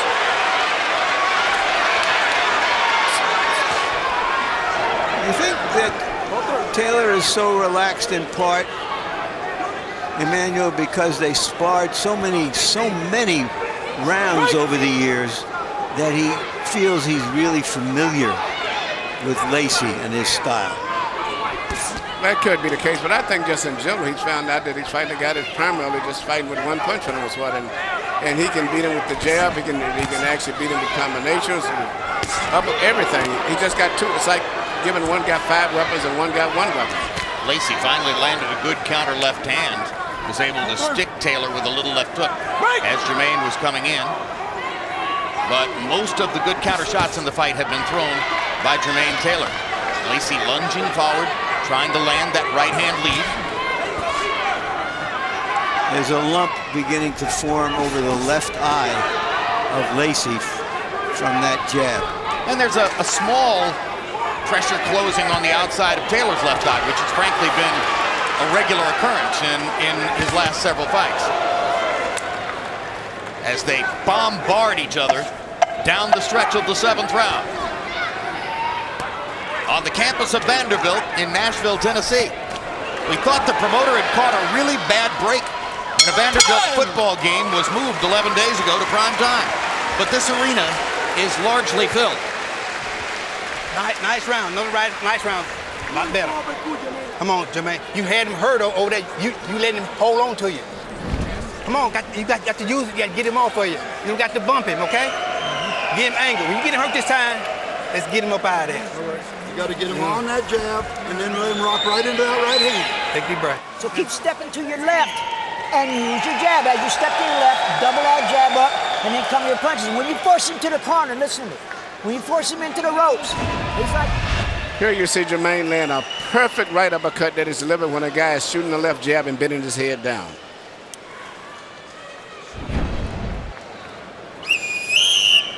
And you saw the CompuBox numbers, which are ruthlessly one-sided, partially because Taylor is landing nearly half his punches in the fight. Pretty extraordinary, and a mark of what a below-average defender at this level Jeff Lacy truly is. Emmanuel, one of the oldest stories in the sport is that of the promising career badly damaged by a single bad matchup, a single unfortunate beating. Is it possible Jeff Lacy's career would be different had he not been allowed to suffer the last 3 or 4 rounds of inevitability against Calzaghe in Manchester, England?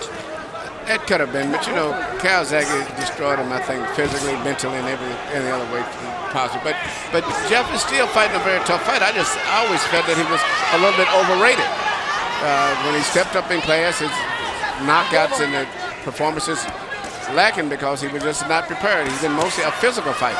Against lesser opponents, and this would never happen with somebody like Taylor with his pedigree.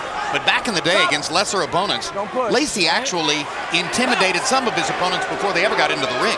They would simply look at the body and say, oh my God. It was a miniature Mike Tyson type intimidation. How am I going to fight him? Well, he was an Olympian and a crowd-pleasing fighter, a tough guy, a good guy, and built an early record that suggested to many observers that he could be a serious fighter, but it never turned out that way. His first professional fight actually had to be postponed by 2 days when the original opponent for his pro debut took one look at his body at the weigh-in and said, I'm walking away. And they had to go find somebody else to fight him 2 days later. You should have asked him if he could have borrowed his body for a few hours. Well, we'd all like that. You know, Jermain is doing what any seasoned experienced fighter would do. A fighter's got one punch, you take that one punch away from him. And that's what Jermain is doing. He's taking away, for the most part, the right hand, and after that, Lacy doesn't have too much else to offer.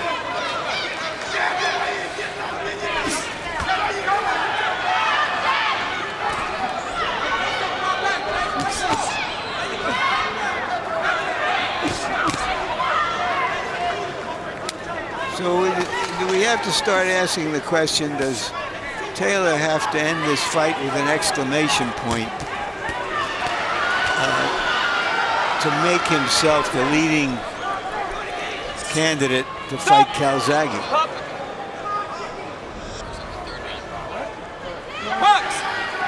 The one thing I would say for Lacy, even though he may be in outclass, he's still fighting with good intentions right now and a desire to win. So anything can happen in this fight. If Jermain gets tired or fatigued anywhere along the way, Lacy is standing in a position with his mindset to turn this fight around.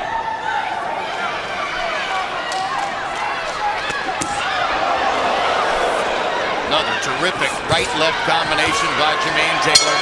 Lacy showing some heart, fights back with the right hand. Well, earlier on this undercard, you got the professional debut of the only medal-winning fighter on the Beijing Olympic team for the United States, heavyweight Deontay Wilder, 6 feet 7 inches, 23 years old, from Tuscaloosa, Alabama, against Ethan Cox. Watch the perfect counter right-hand shot right there. That was the best thing Wilder did in his 2 rounds against Cox. Shortly after that, he poured it on with another onslaught of right hands, and that produced the first victory of Wilder's career by knockout. We'll see if he can produce some excitement for the United States in the heavyweight division. Then Kermit Cintron, trying to rebound from his second loss to Antonio Margarito, fought tough veteran Lovemore Ndu in the welterweight division. And the greater skills and better hand speed of Cintron carried the day as he rolled to a unanimous decision victory, a step back toward good things for Kermit Cintron, who's only lost twice in his professional career, both losses to Antonio Margarito. Emmanuel, you used to train Cintron. What'd you think of the way he looked tonight? I thought he looked pretty good. The guy he fought was very difficult to fight. And that dude was basically smothering him for the most part and neutralized Herman's great punching power. So Kermit had to grind out a decision victory. Not necessarily his profile as a fighter, but he got it done in professional fashion. And he finished up strong in the 12th round. CompuBox numbers through 8, as I mentioned, very one-sided. Taylor landing 133 to only 50 for Lacy, even though Lacy has actually thrown a few punches more. So great efficiency and great accuracy in the fight for Jermain Taylor, who has so far found Lacy an easy target for his jab and his right cross and his left hook, mostly thrown as counter punches. Break! Step back. Come on, step back. Time! Time! Right there. Mouthpiece. Taylor's came out. Nope, it was Lacy's mouthpiece that came out. Now replaced by Roger Bloodworth.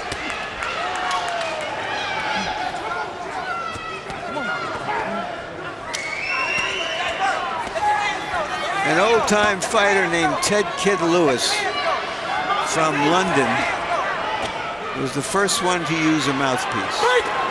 He had a dentist make him a mouthpiece. Fighters in those days would use oranges as mouthpieces, orange skins. And some fighters wouldn't fight him because they thought he had an advantage. I guess he did. Excellent jabbing by Jermain Taylor. Pistol pumping the jab. One right after another. Stop! Stop! Did I say pistol pumping? I meant piston pumping. Box! I don't believe pistols pump. Come on, let go.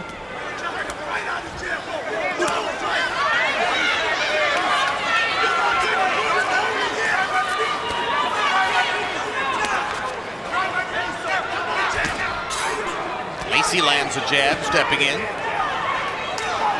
But as usual, one punch at a time for Jeff. Stop! Mike!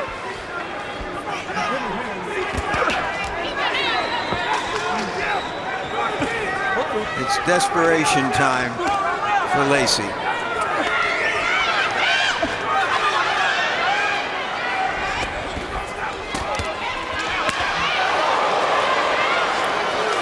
Coming down the stretch of the 9th round of a scheduled 12.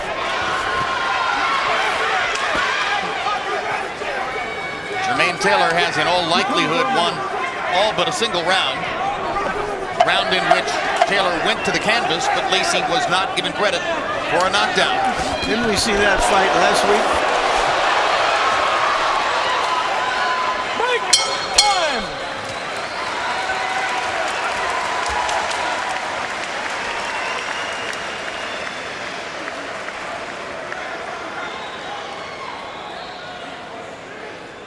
Set up. You understand what I'm saying? You're coming up, you're stopping and letting him set up. If you don't let him set, he can't get off.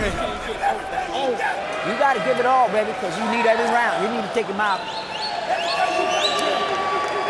You got to drop it. Off of that jab, very important. So ice on his neck. Very important, off of that jab. You winning the fight? Yeah, yeah.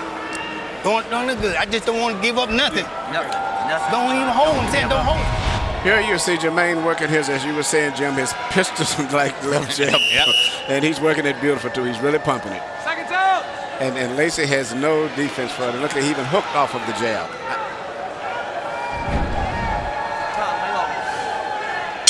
Time! A little pop for the piston industry at this moment of the hoped-for bailout. Harold, any bailout for Lacy so far? Man, not really. 89, 82, 8 rounds to 1, Jermain Taylor. Jimmy, I got to tell you something.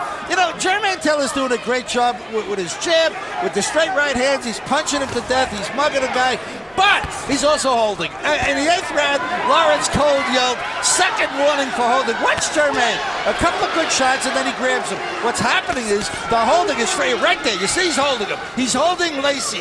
And it's frustrating the devil out of Lacy because Lacy can't punch when he's being held. Is it 8-1, Taylor. Is it tactical holding, or is his Of course it's tactical holding. or is his It's stamina? tactical. Is his stamina issue beginning to arise? I'm beginning to question it also, Larry. Well, if the stamina issue is showing up, it sure as heck didn't hurt him much in round 9 when he landed 16 jabs and 26 total punches, both his high numbers for the fight. Even when Lacy's punching, it's still just because it doesn't land too many punches. It's ineffective aggression. So Jermain is smart. He's taking his breaks, tying him up, resting, taking it, and then explodes all of a sudden again. I think the holding is created as much as anything by Lacy falling on him after lunging forward to try to land the punch. Right there.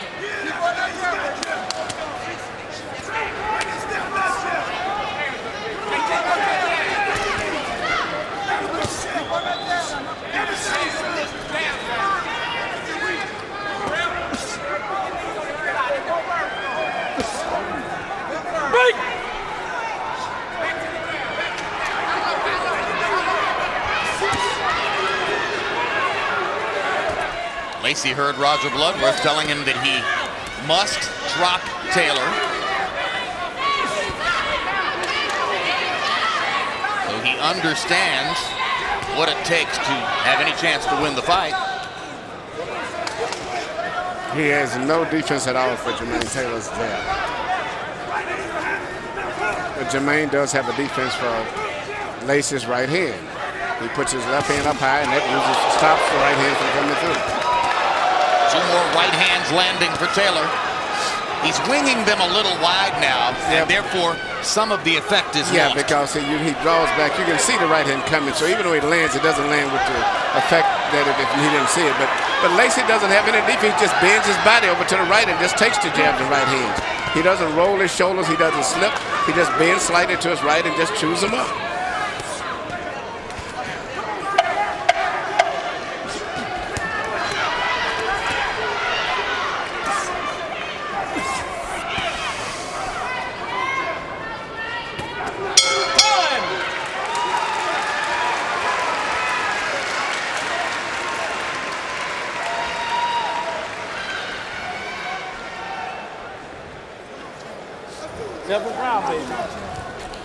It's 11? Yep. All right, listen. You're letting him slide on this. You set up, you hit him with a nice 1-2, but then you stand there and look at him and let him set up again, okay? Don't let him set up. Okay. Either move to your left, move to your right, but when you come with 2 jabs and throw that right hand straight. Don't try to bring it over the top. Just throw it straight, come back with a hook. Put your combinations together. And he's going to try. More to go, baby. Come on, let's work it. Don't give him nothing. Jab and stay turn. off the ropes. Keep him in the middle of the center ring and stay behind that jab. You told him that to that jab. Jab and turn and everything's coming. Beautiful. Seconds out. Combi box numbers in round 10, more of the same. Taylor 16 out of 46, Lacy 5 out of 36. The jab contest has been no contest. Taylor landing 95 of them through 10 rounds, to only 27 for Lacy. The jab contest wasn't supposed to be a contest. Time, neutral corner. Lacy was supposed to be able to right there, gain a foothold in the fight with power punches. Probably only in 1 round has it happened. Time.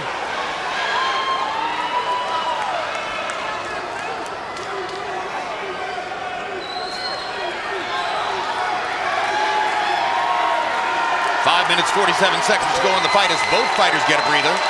And the crowd expresses its appreciation for the most significant fight to take place in Nashville in decades. Let go of him.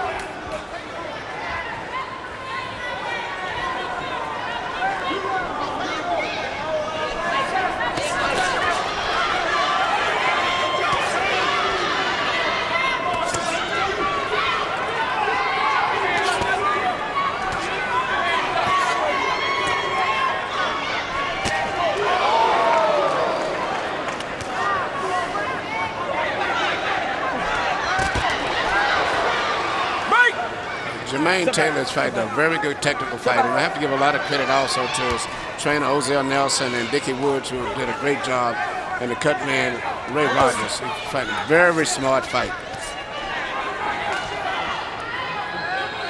How do you see the equation of Taylor versus Calzaghe, Emmanuel? Emmanuel, Taylor versus Calzaghe. How would that fight look? Well, you know, Calzaghe is a very special guy. It would be very difficult for anybody that I know right now to beat Calzaghe with this unusual, gifted talent that he's got, his condition, his ability to think and make adjustments, and the field punches. But it would be a very interesting fight.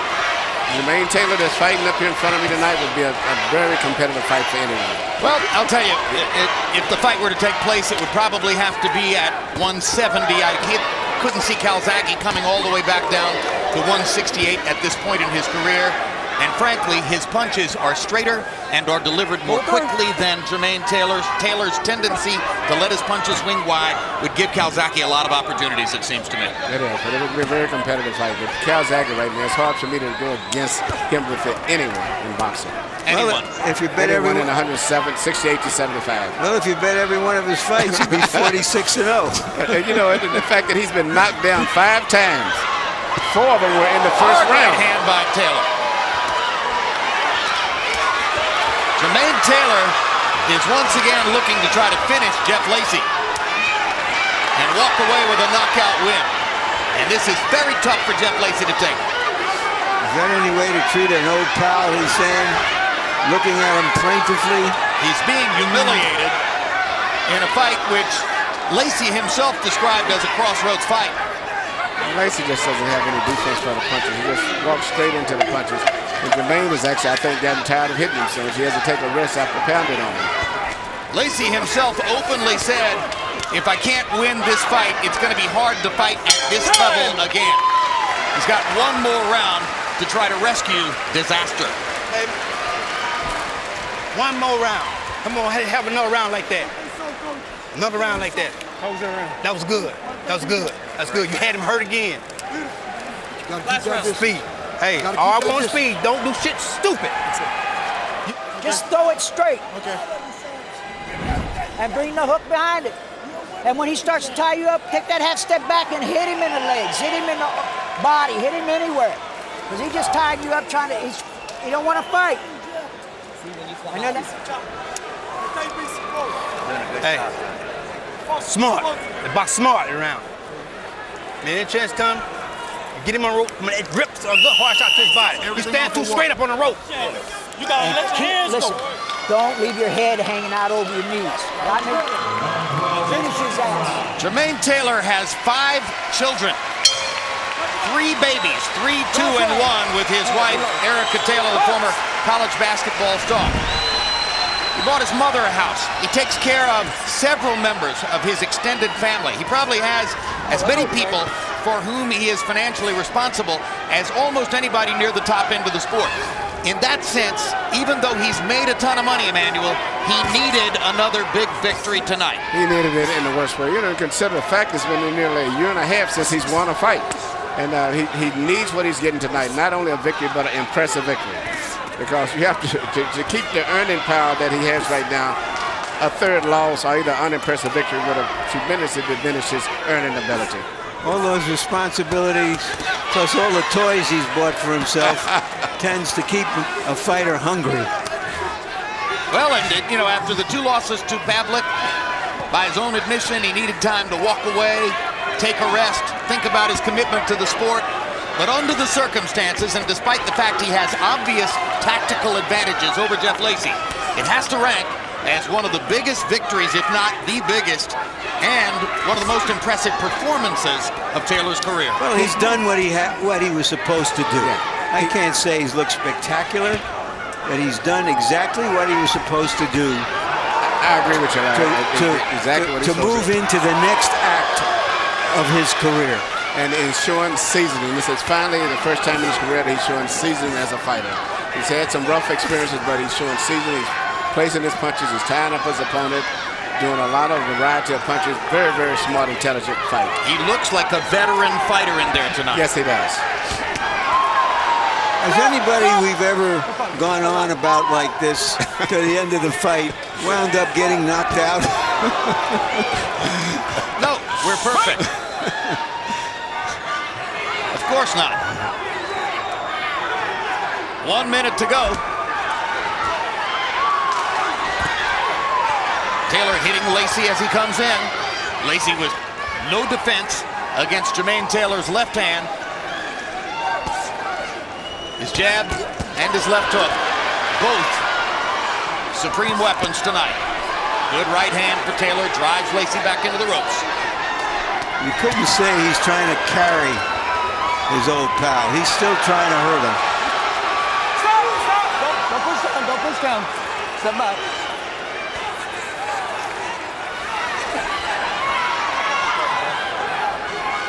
In about 4 or 5 minutes, once this decision is announced, Jermain Taylor is going to tell Larry Merchant that he wants to fight Joe Calzaghe. You think so? Or to fight Hopkins again, or to fight Pavlik again. But he's going to want more big fights.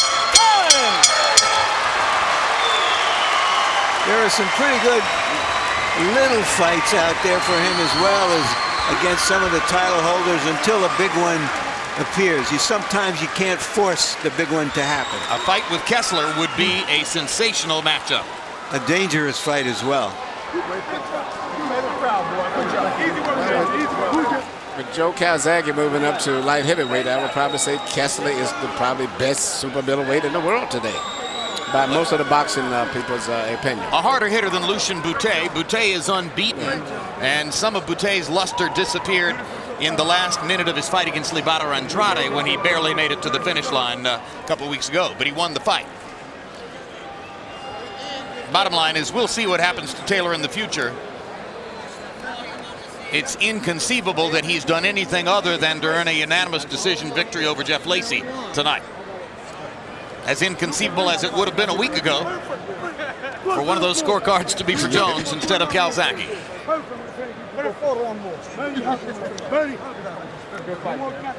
CompuBox numbers in the last round, Taylor landing 24 to only 6 for Lacy.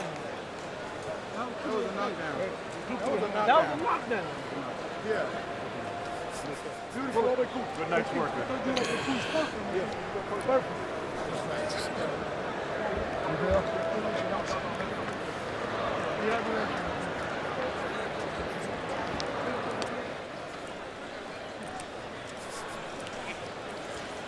Jim, before the fight, you had said that you thought that the fight would probably be a unanimous 12-round decision, like many other people, and it turned out to be you was right on the money in favor of Jermain Taylor. Yeah, well, I think that was probably the general consensus expectation coming in, that Jermain Taylor would roll to a decision victory. Let's see if Michael Buffer fulfills that for us. Ladies and gentlemen, we go to the scorecards. Oren Schellenberger and Gail Van Oy both score it 119-109. Joe Pasquale scores it 118-110. All to the winner by unanimous decision. Now the number 1 ranked WBC mandatory contender in the world, Jermain Bad Intentions Taylor.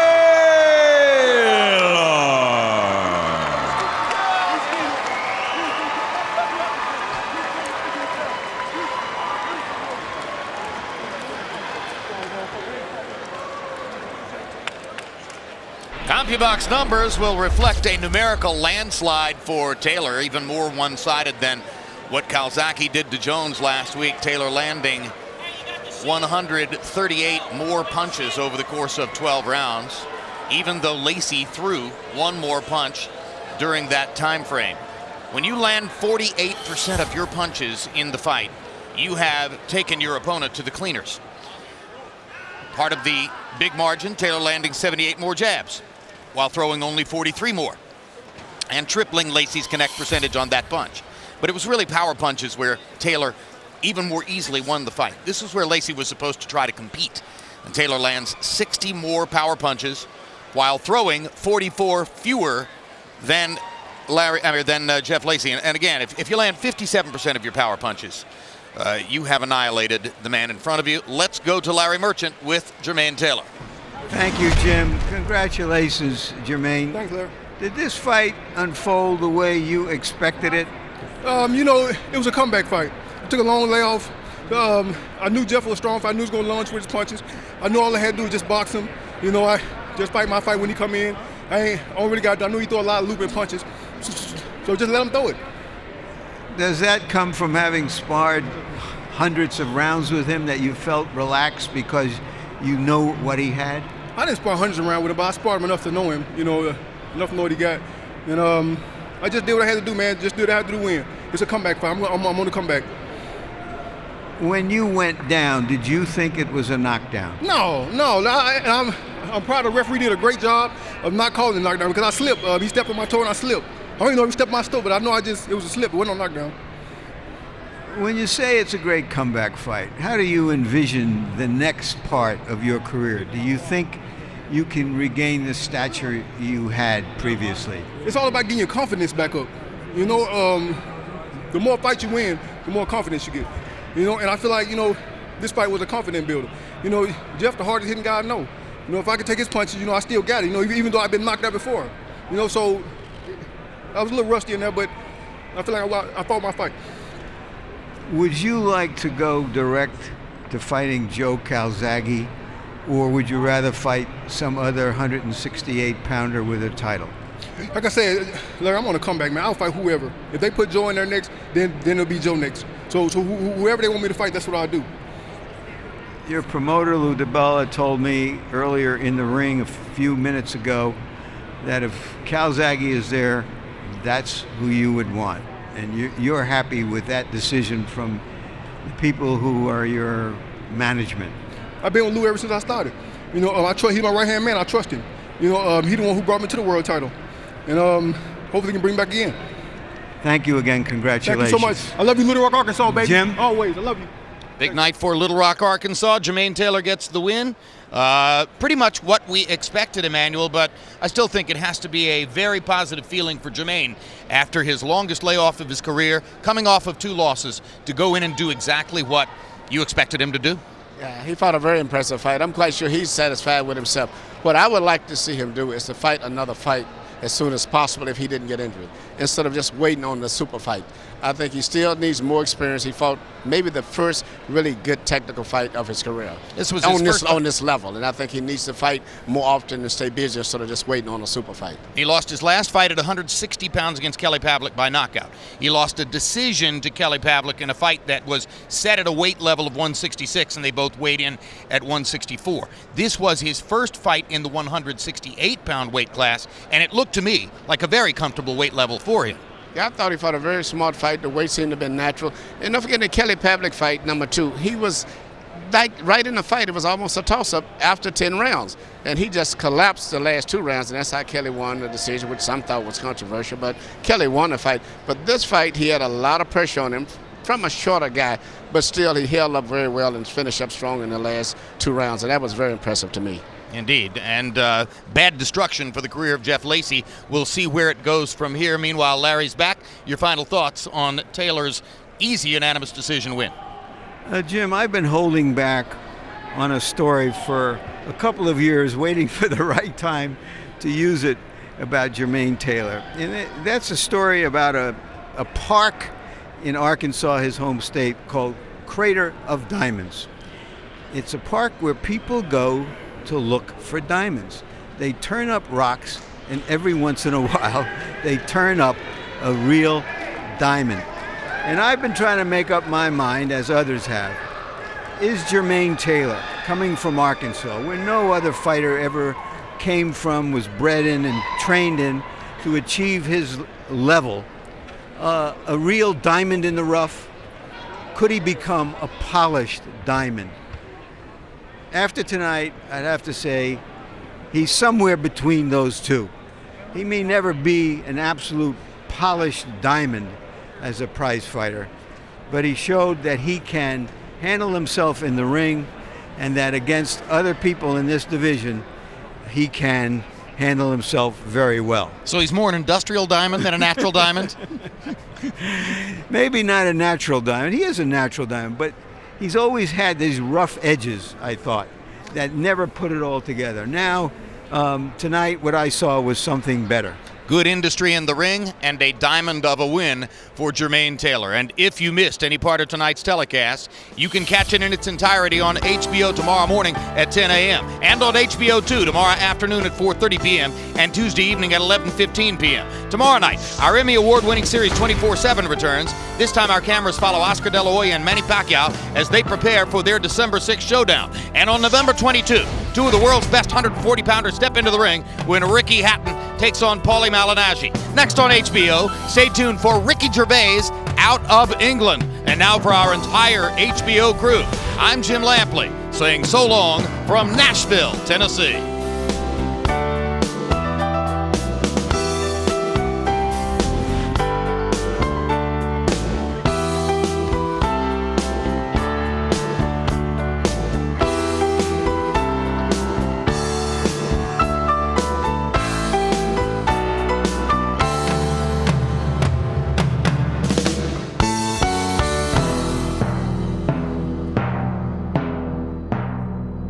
This has been a presentation of HBO Sports.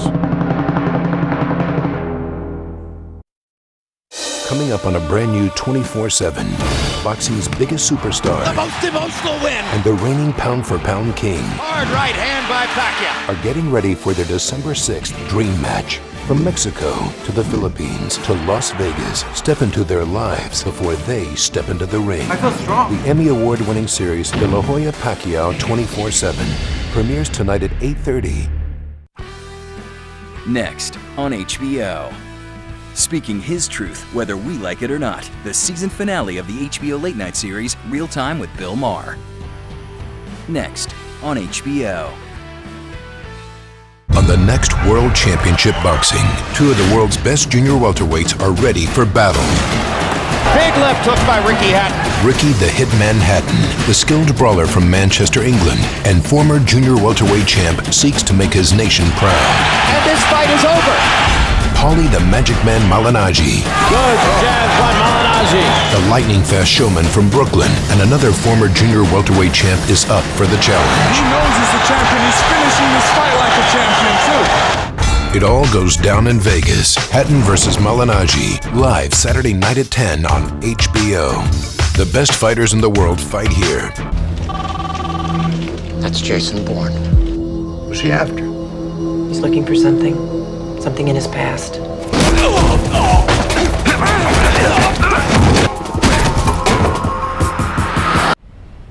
Someone started all of this, and I'm gonna find them.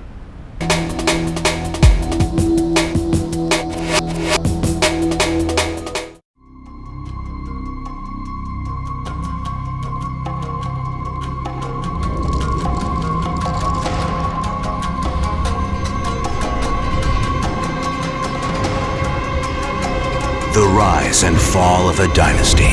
House of Saddam. Premieres Sunday, December 7th. We have the two most exciting fighters in the world today. I have to prove to myself that I can still do this. It's a dream of fight fans. You're watching The Buzz.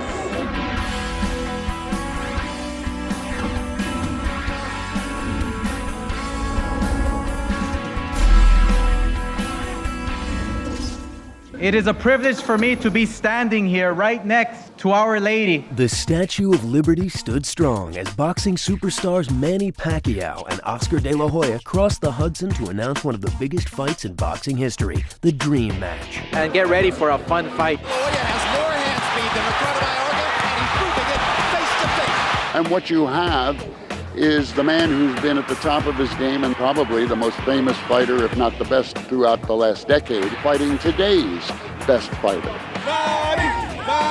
For both guys, it's a lot at stake. Fans flooded the grounds at this first ever press conference on Liberty Island, kicking off a 6-city media tour to promote their sold-out December 6th showdown in Las Vegas. Super Bowl of boxing. I assure you, I'm more excited than you are. Manny is the new young gun. I will be fighting to give glory and honor to my country. The pound-for-pound best fighter in the world. And the hyper-energetic Pacquiao, relentless with rights and lefts. For Manny, it's a huge step up to take on somebody like Oscar. I'm faster and I'm younger. He's a great guy, hard worker, he's a machine. And yes, he's a smaller guy, but he's relentless. I know Oscar's strengths, I know his weaknesses, I know Oscar pretty well, and we're going to take advantage of that. The heart that he has, the fire that he has, is a big threat to me. So I'll be in the best shape of my life to be ready. And Leading up to the fight, HBO Sports Emmy Award-winning reality series 24/7 returns for an exclusive behind-the-scenes look at Pacquiao and De La Hoya as they prepare for the mega match. This time around, we're gonna get even more personal. Catch all 4 episodes of De La Hoya Pacquiao 24/7. Premieres tonight at 8:30. Then find out who will be the last man standing. The Dream Match, De La Hoya versus Pacquiao. Live Saturday, December 6th on HBO pay-per-view. Because it will be one roller coaster, that's for sure. Next on HBO. Speaking his truth, whether we like it or not, the season finale of the HBO late night series Real Time with Bill Maher. Next on HBO.